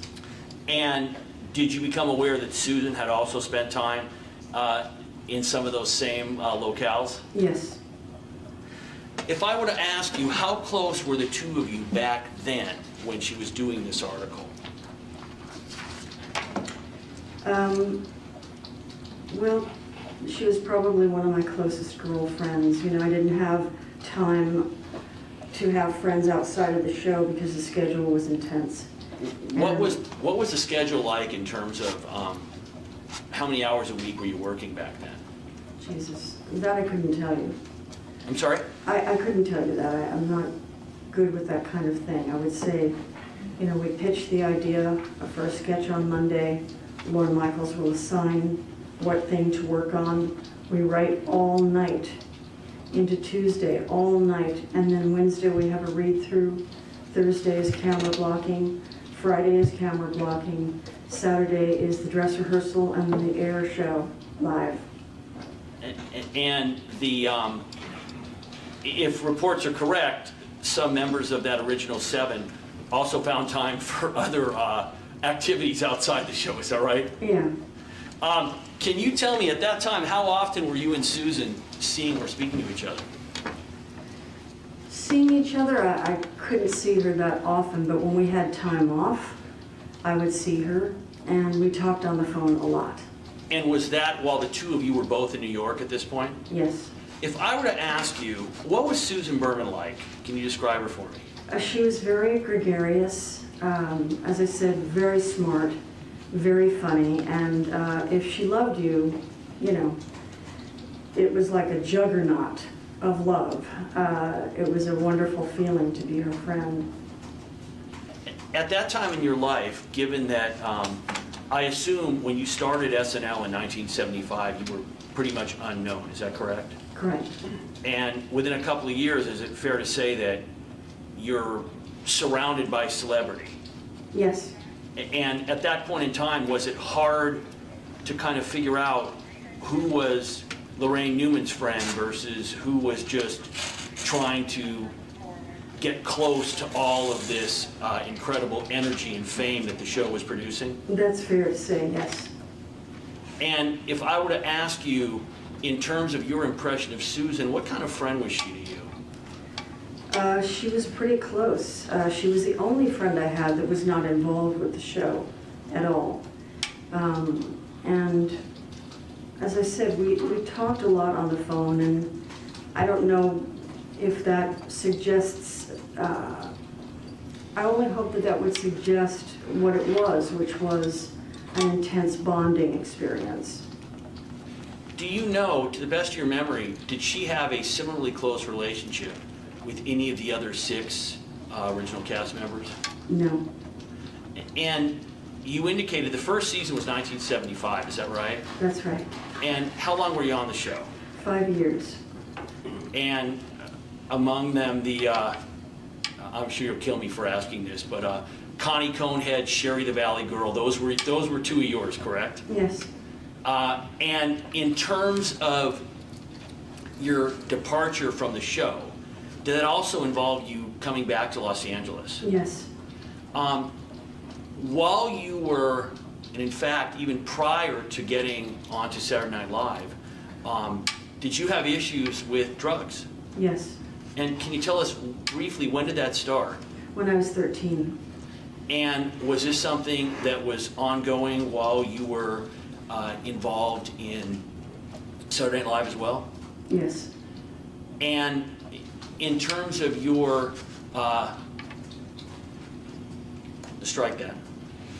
When you ended up relocating to Los Angeles, was that before or after Susan Berman relocated? I don't know the answer to that.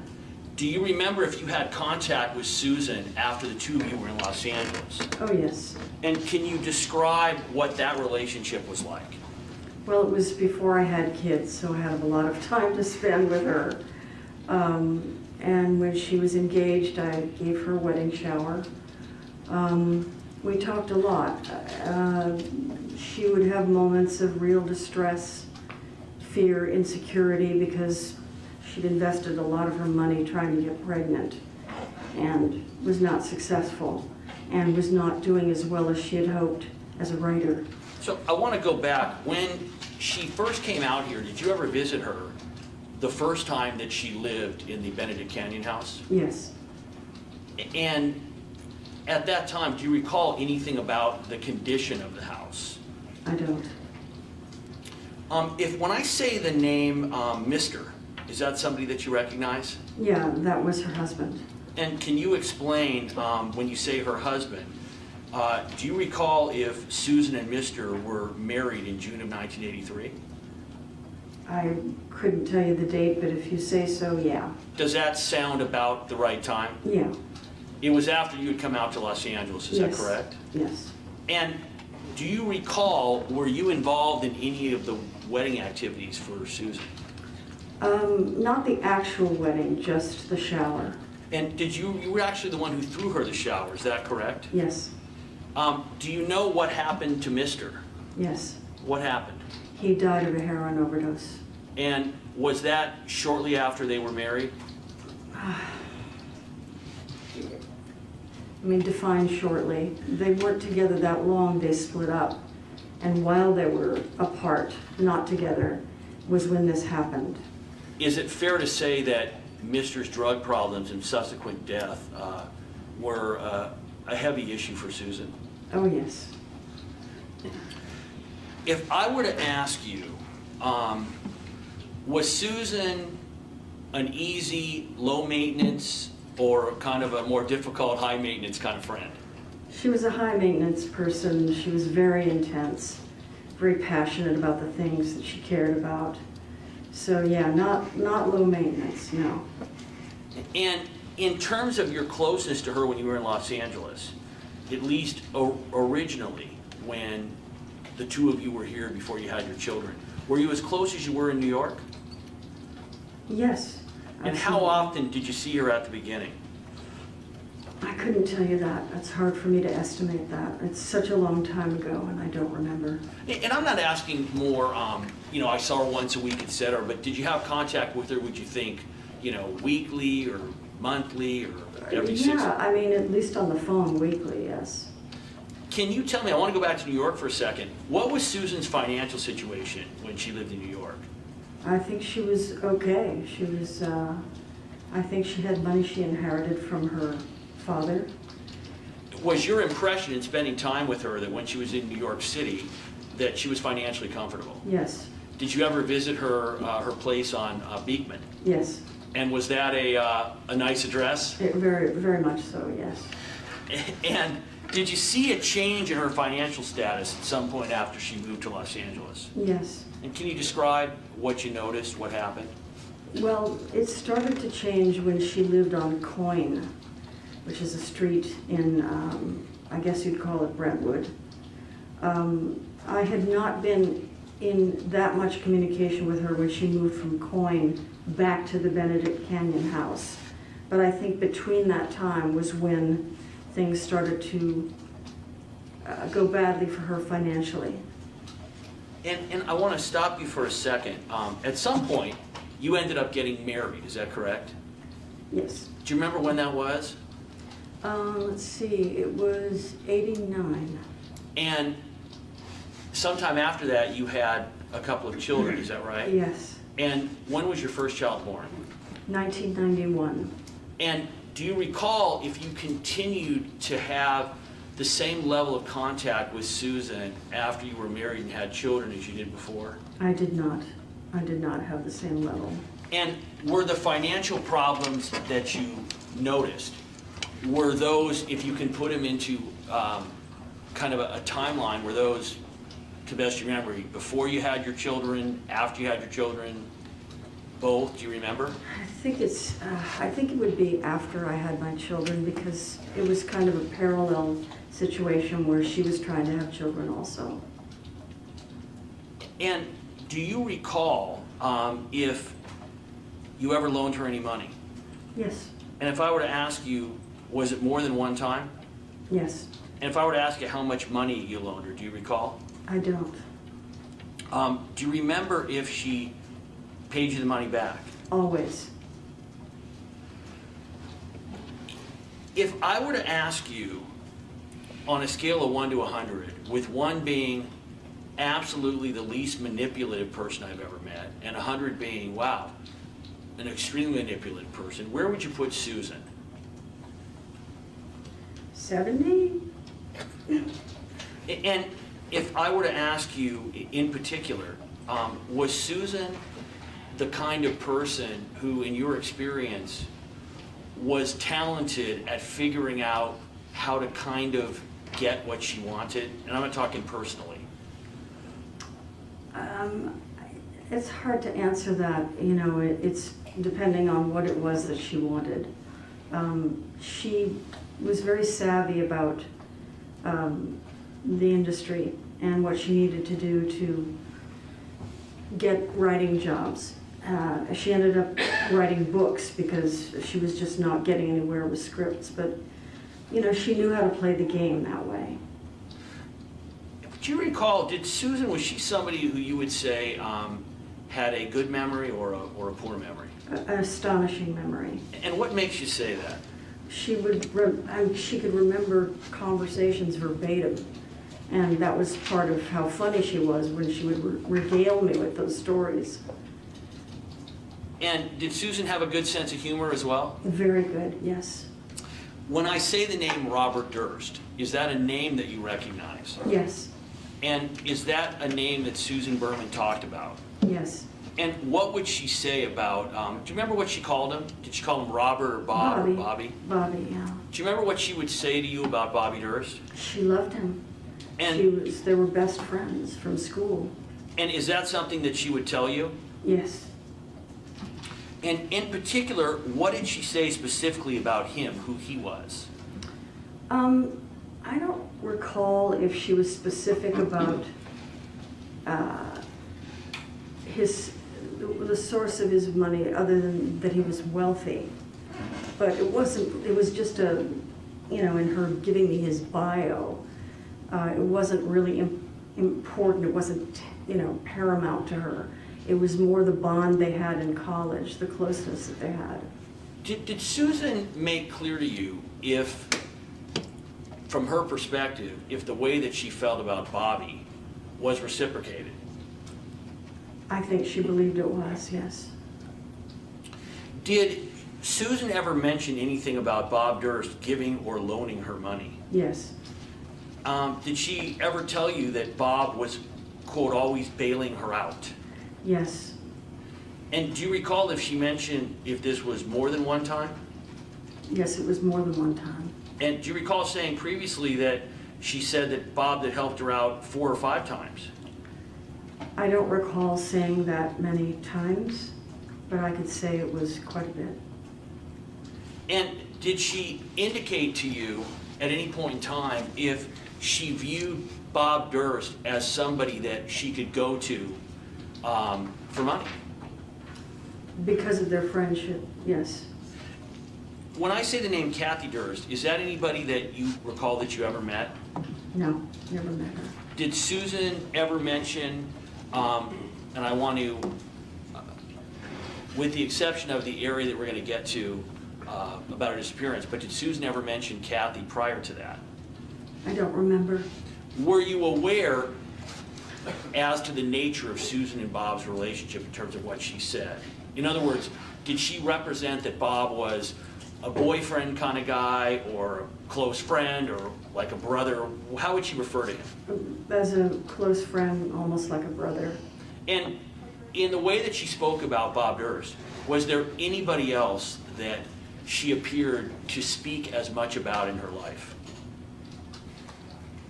Honestly, he was up there. There were some people, but not, he was certainly among the people she spoke the most about.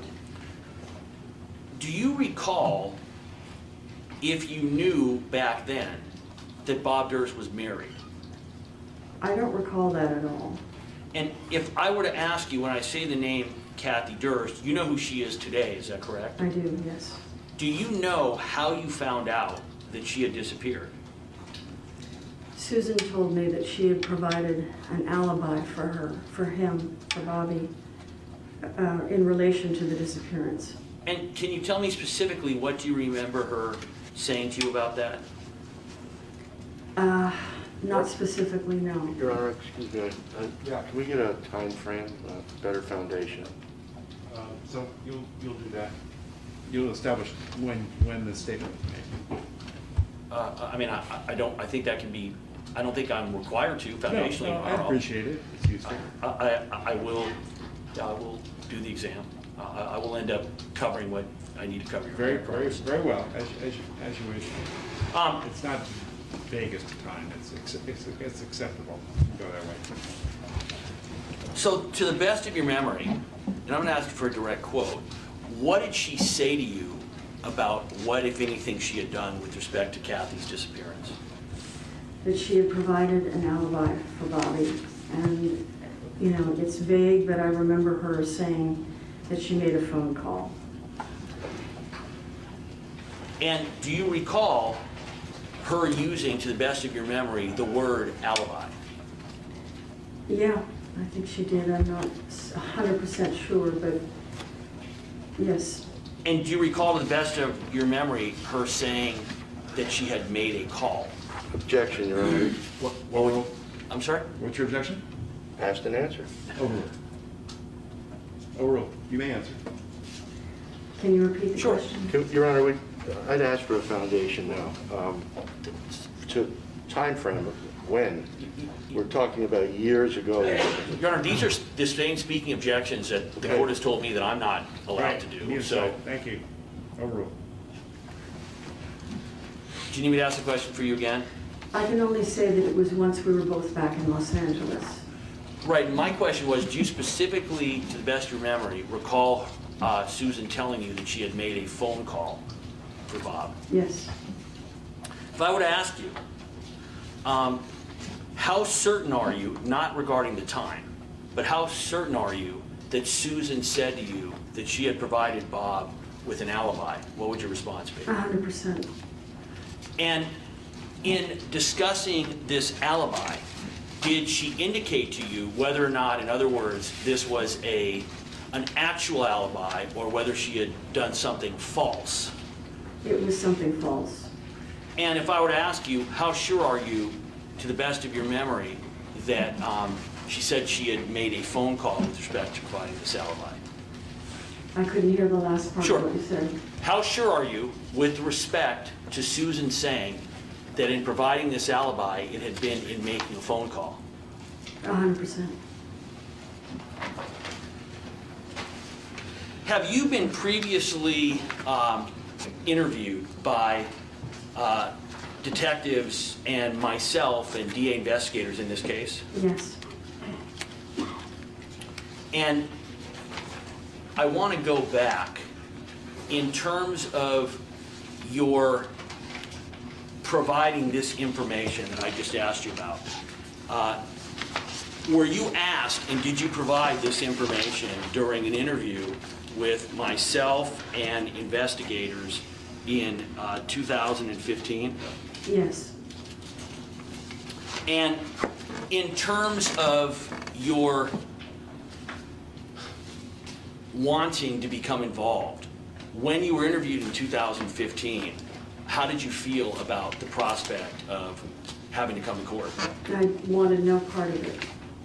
And at a point in time when you provided this information, did you, let me back up, I'm sorry. Back up a second, I apologize, I got out of order here. When Susan told you this information, what she had done, do you remember what your response was? In other words, did you respond enthusiastically or did you respond negatively? I responded negatively. And was Susan someone who was perceptive in terms of interpersonal relationships? Yes. And if I were to ask you, a little perceptive, moderately perceptive, extremely perceptive, where would you put her? Extremely perceptive. And given your relationship with her, and given how the two of you interact, is it your belief that you communicated to her your disapproval with what she had done? Yes. And as a result of that, did she continue to discuss it? No, she never did again. And have you previously been asked about this issue before? Before 2015? No, in 2015, were you asked about this? Yes. And at the time, to your best of your memory, did you in fact convey this same information that Susan had realized that you didn't like what she was hearing, what she was telling you, and that she immediately moved on and didn't bring up the subject again? That's right. Given your relationship with Susan, would that be something unusual in terms of Susan basing what she's going to tell you dependent upon what your reaction is to something? Can you ask me that in a different way? Sure. So you said that Susan told you this and you indicated your disapproval, and that she immediately kind of moved on and never brought it up again. That's right.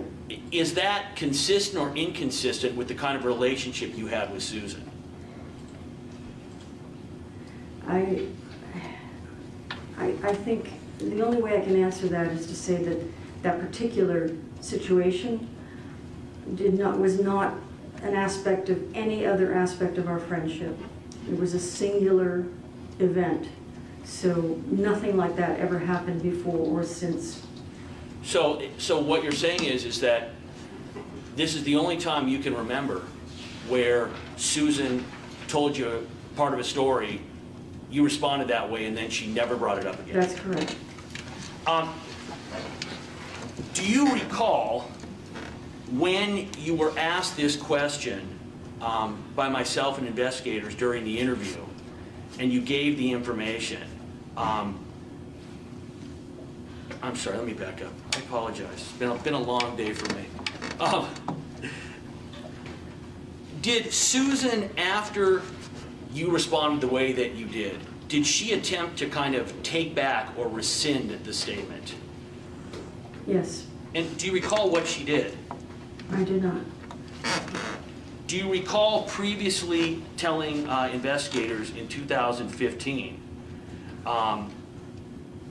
that what stuck in your mind was, because it was serious, that she rescinded it, that it was important to her to kind of backpedal? Do you recall using those words? Yes, I do. Do those accurately describe the situation? Yes. And you indicated, had you ever had any other interaction with her where she had attempted to retract or rescind something? No. Was Susan the kind of person who, in the course of your relationship, was very willing to discuss issues and things that had gone on in her life? Absolutely. So if I were to ask you in terms of your relationship with her, if I were to say, was Susan the kind of person who did not share much with you, or was she the kind of person that shared a lot, or was she the kind of person that maybe even shared too much? What would you say? She shared a lot. I don't know how to quantify whether it was too much. And did she ever bring up this issue of providing Bob Durst an alibi? Again? Ever again? No. If I were to ask you, do you have a clear memory as to the fact that Susan Berman said she provided an alibi by making a phone call? Do you have a clear memory of that? Yeah. Or do you... No, I have an objection. Well, state the objection. Okay. You know, I thought the objections were supposed to wait till the end of the Okay, I'm question. sorry. You're right. Finish your question. Okay, let me start it over. So, ma'am, if I were to ask you, do you have a clear memory as you sit here today of the fact that Susan Berman told you that she had made a call to provide Bob Durst a false alibi, or as to when that conversation where she told you that took place? What do you have a clear memory of? I have a clear memory of the conversation.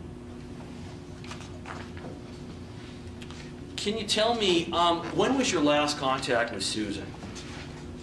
I can't tell you that. I don't know. Do you remember if you spoke to her near the time of her death? I don't remember that.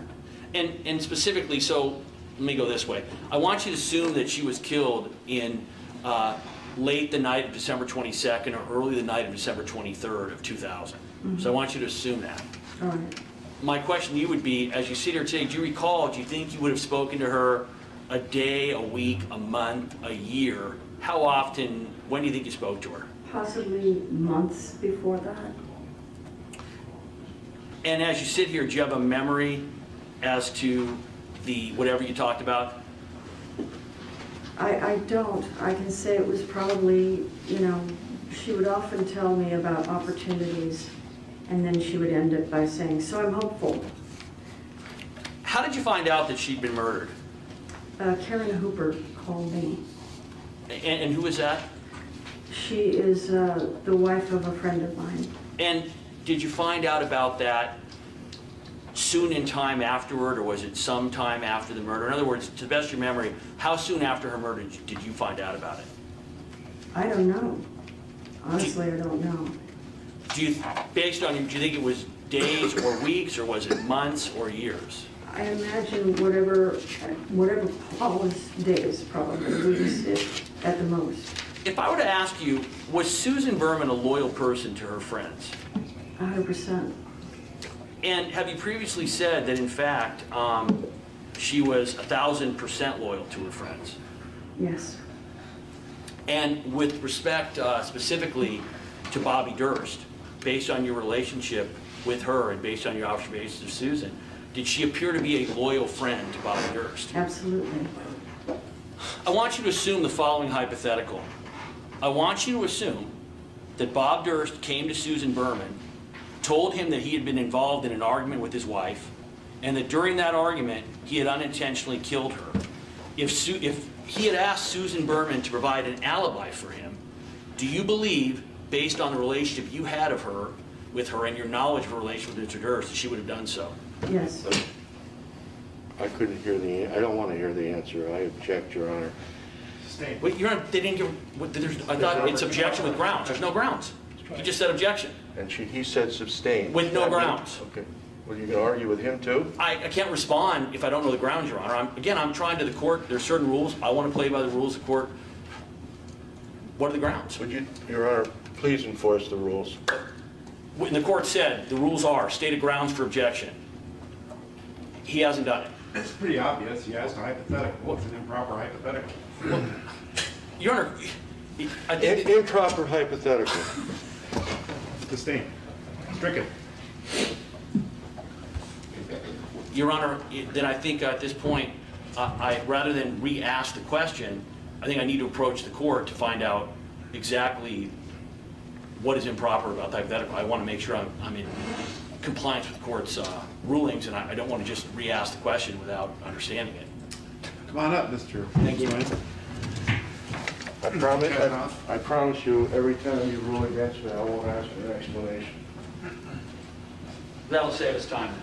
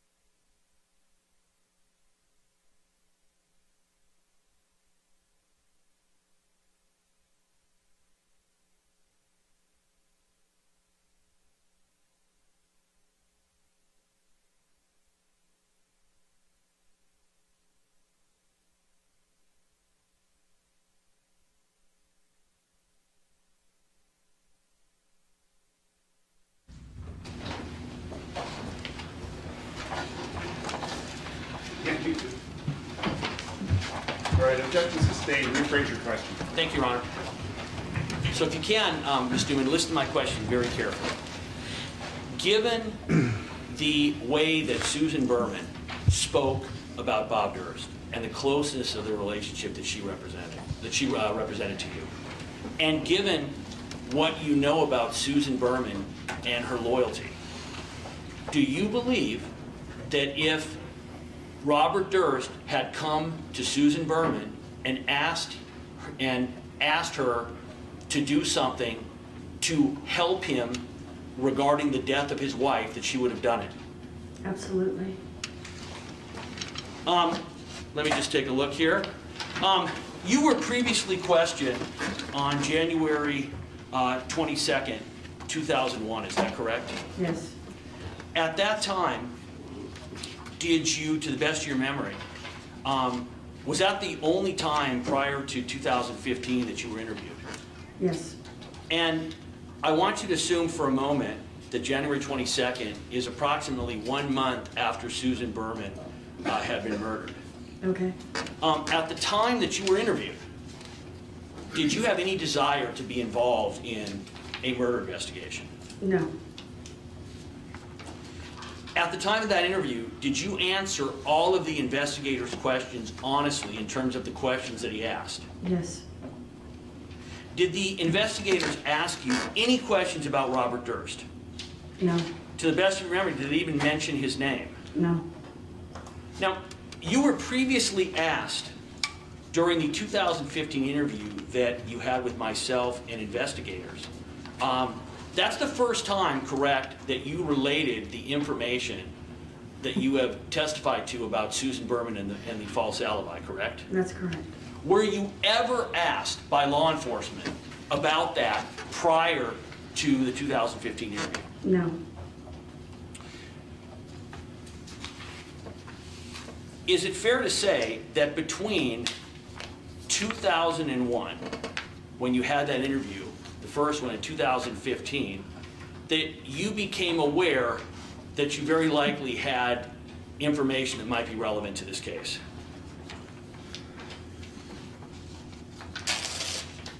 At some point. Yeah. And is it fair to say that you were reluctant to come forward with that information? Yes. Can you tell us why?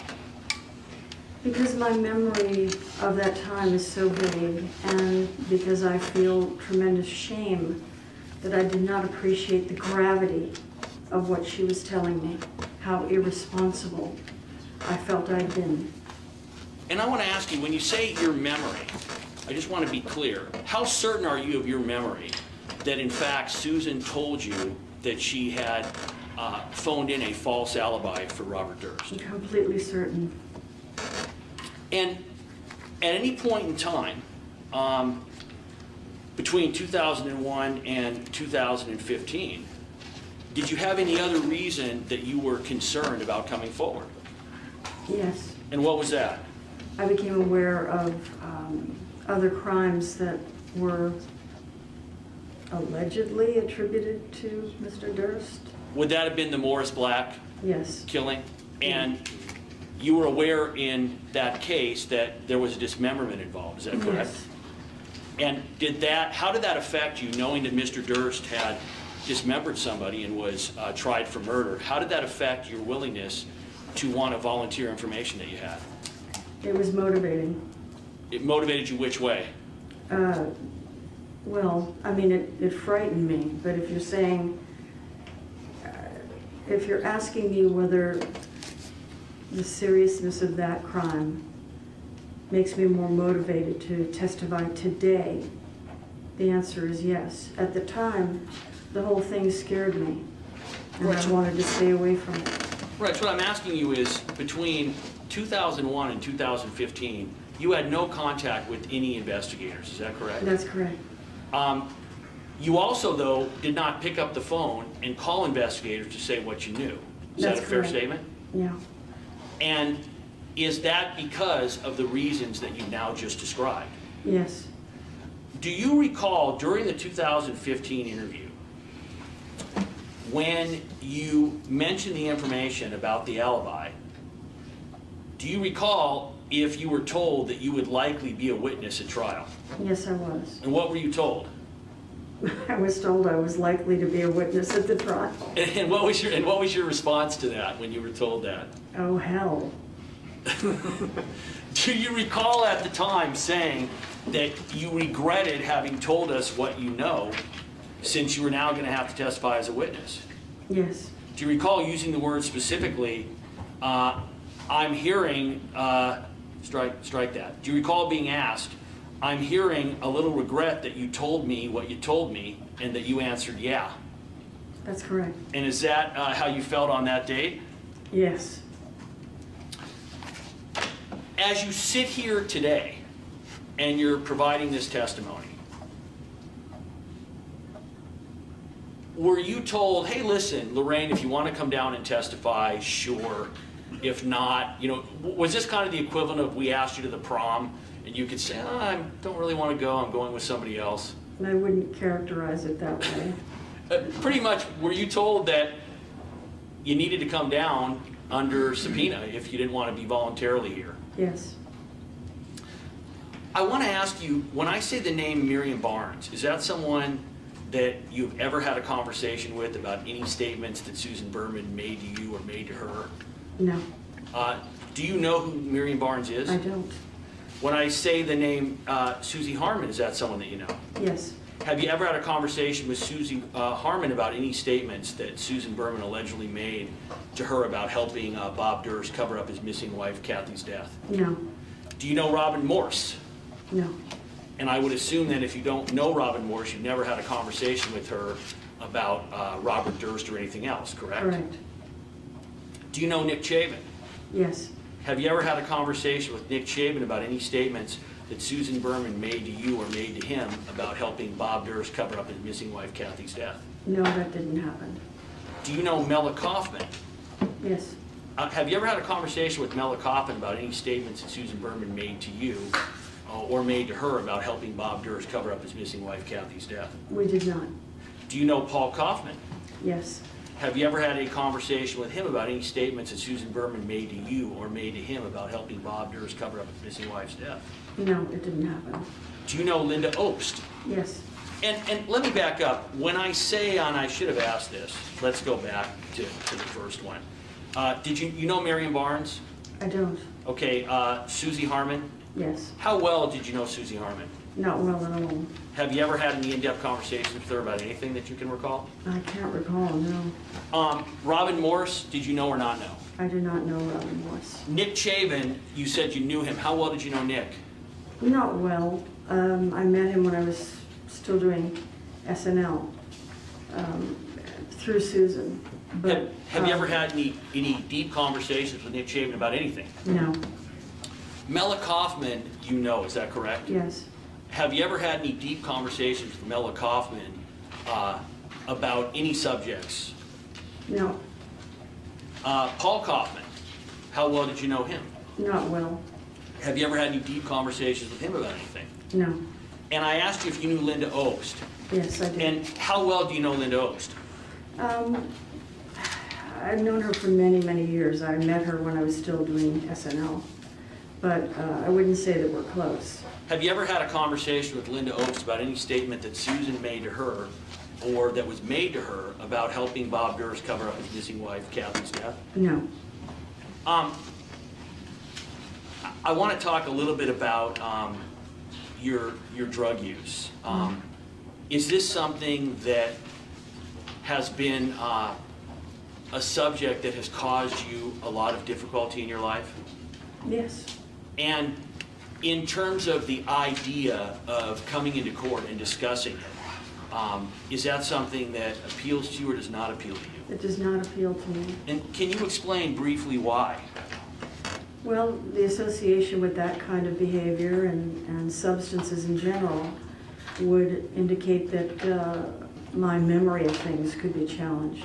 Let me ask you something. In your drug use, has that ever led you to forget things that have happened? Yeah. Let me ask you this. Has your drug use ever led you to remember things that didn't. No, Do you have any doubt in your mind, as you sit here today, that Susan told you the information that you testified to? no doubt. And in testifying today, you indicated that you basically now make your living, you're a voiceover actress, right? Yes, You are very skilled at doing all kinds of voices, right? You have a 4-octave range, is that correct? yes. How do you know that? I do my homework. It's creepy. Thanks.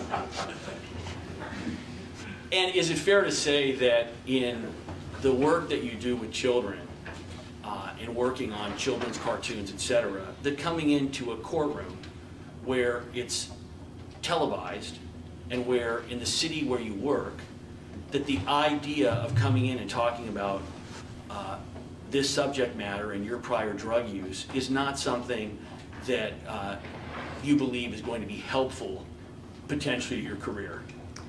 Correct. And in the end, what made you come in and do it? I was compelled to do it. Thank you. I have no further questions. I can get started, Your Honor. You want to start now? A few questions just before we break. Okay, you may.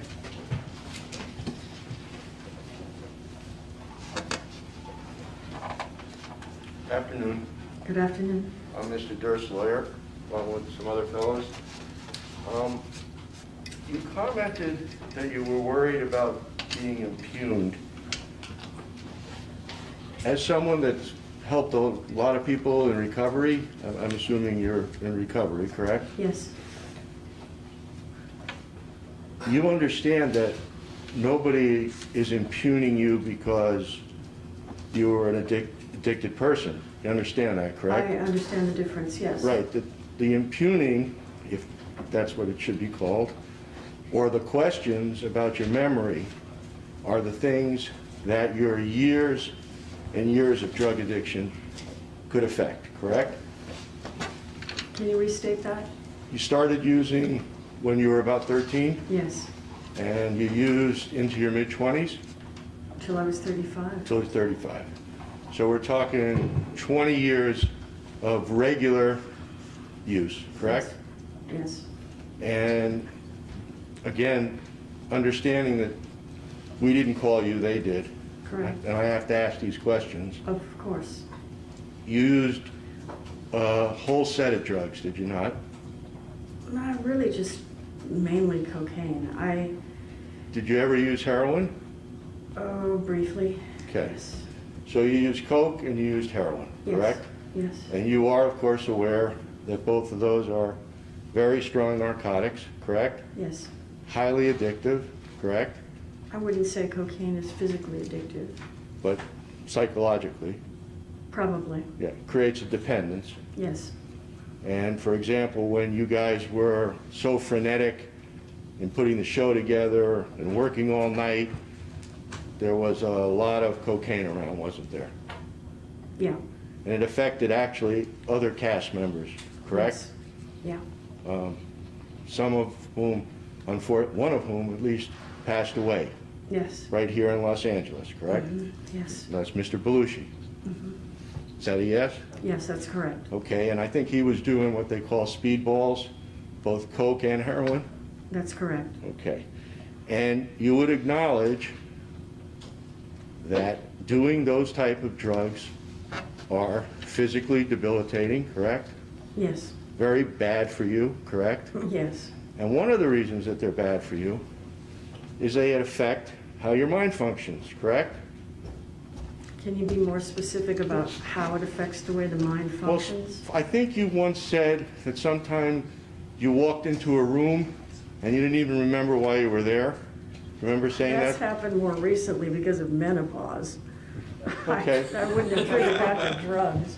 Well, I think you were responding to your interview with Mr. Lewin about your memory, and you commented, sometimes I would walk into rooms and not know why I had entered. I Remember? did not cause any That did menopause. Your not. Honor. I'm accused of a lot of things.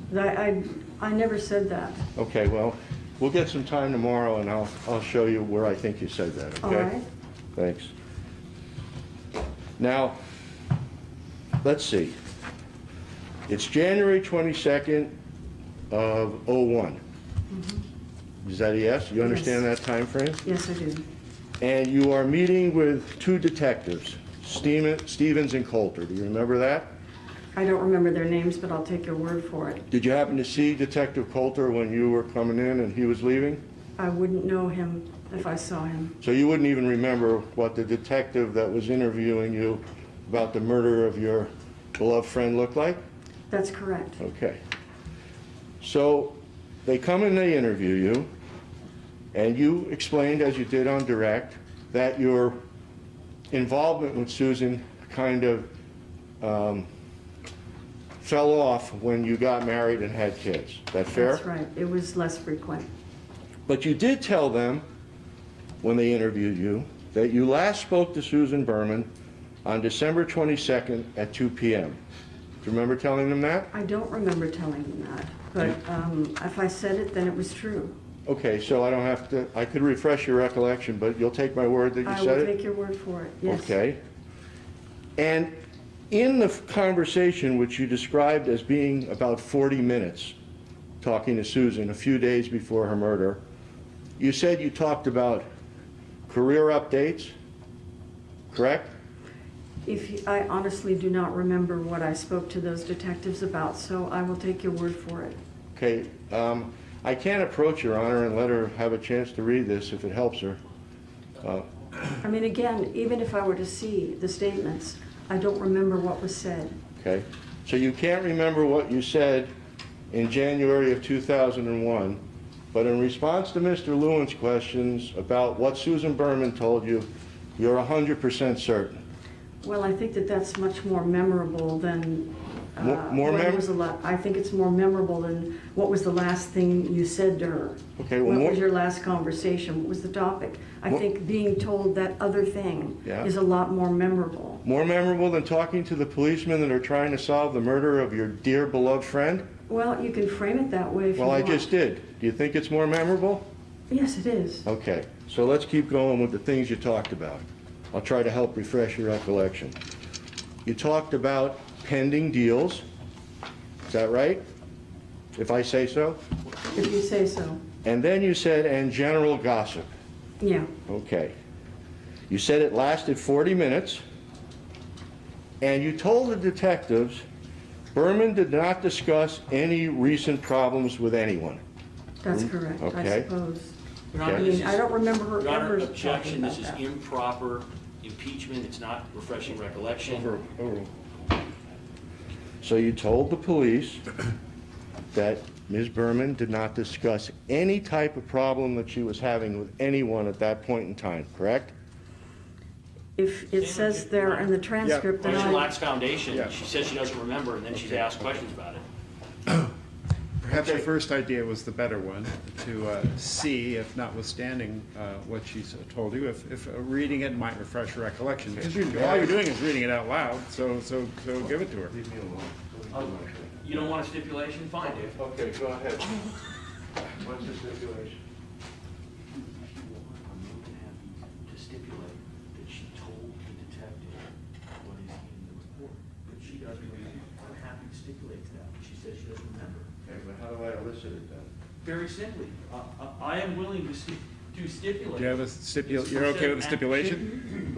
Present the stipulation, and I'll tell you if I approve. It sounds like he did, I so will- go ahead. I will stipulate That if it is otherwise admissible, given the California rules of evidence, that the fact that the witness does not remember specifically what she said, that I will not object to Mr. Chesnoff questioning her regarding that information, and that he can assume that it was said. That's the problem that we have. We have a foundation issue. She's saying, I don't remember. if you have a record of it, then I must have said it. So let's, very well. Let's work out these nuances, but not on the jury's time. or Ms. I Newman's couldn't agree time. more, Your Honor. So what I'm going to do is excuse our jurors Do not converse among yourselves or with anyone else on any subject connected with this case. Do not form or express any opinion on the case. We'll do our darndest to start right at 9 o'clock, as I always try. We'll try again. Maybe we'll succeed. 9 o'clock, be here just in case we can. 9 o'clock. Ms. Newman, I'm going to ask you to read your return tomorrow. 9 o'clock.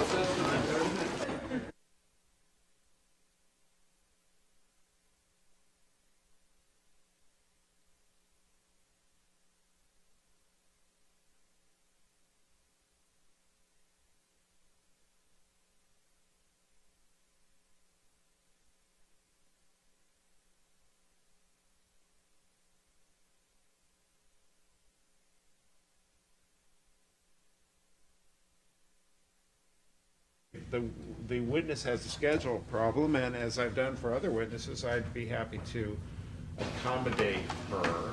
She has a work obligation at 10 a.m. Now, how far away is your work obligation? It's a Colfax and Ventura.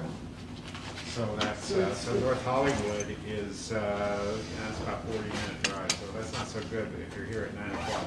No, I would definitely accommodate someone that I watched through my entire college. Yeah, we're all fond of you, we've discussed that.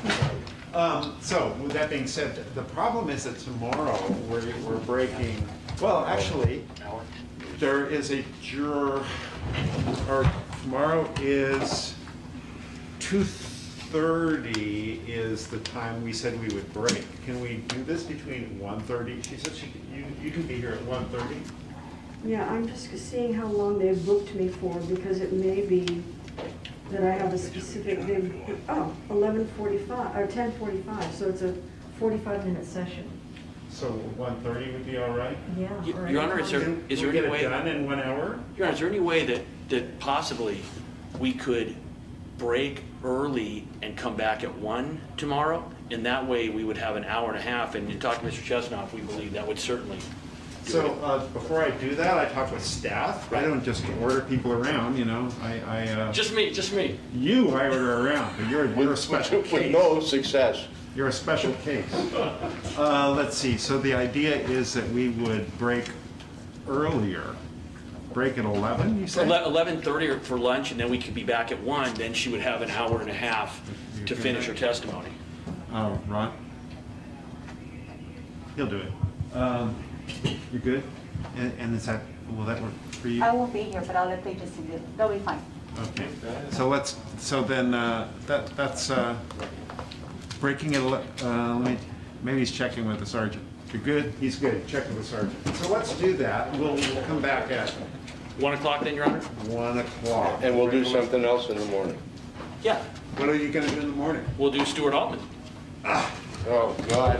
Reconsider, Your Honor. No, it's an inside joke. Oh, okay. Okay, thank you. So back at 1. Oh, thank you. All right, the witness is ordered back at 1 o'clock. Anything else? No, thank you, Your Honor. Anything else, Mr. Chesnoff? No, thank you very much. Department 1's adjourned. Oh, I missed it. Department 1's adjourned.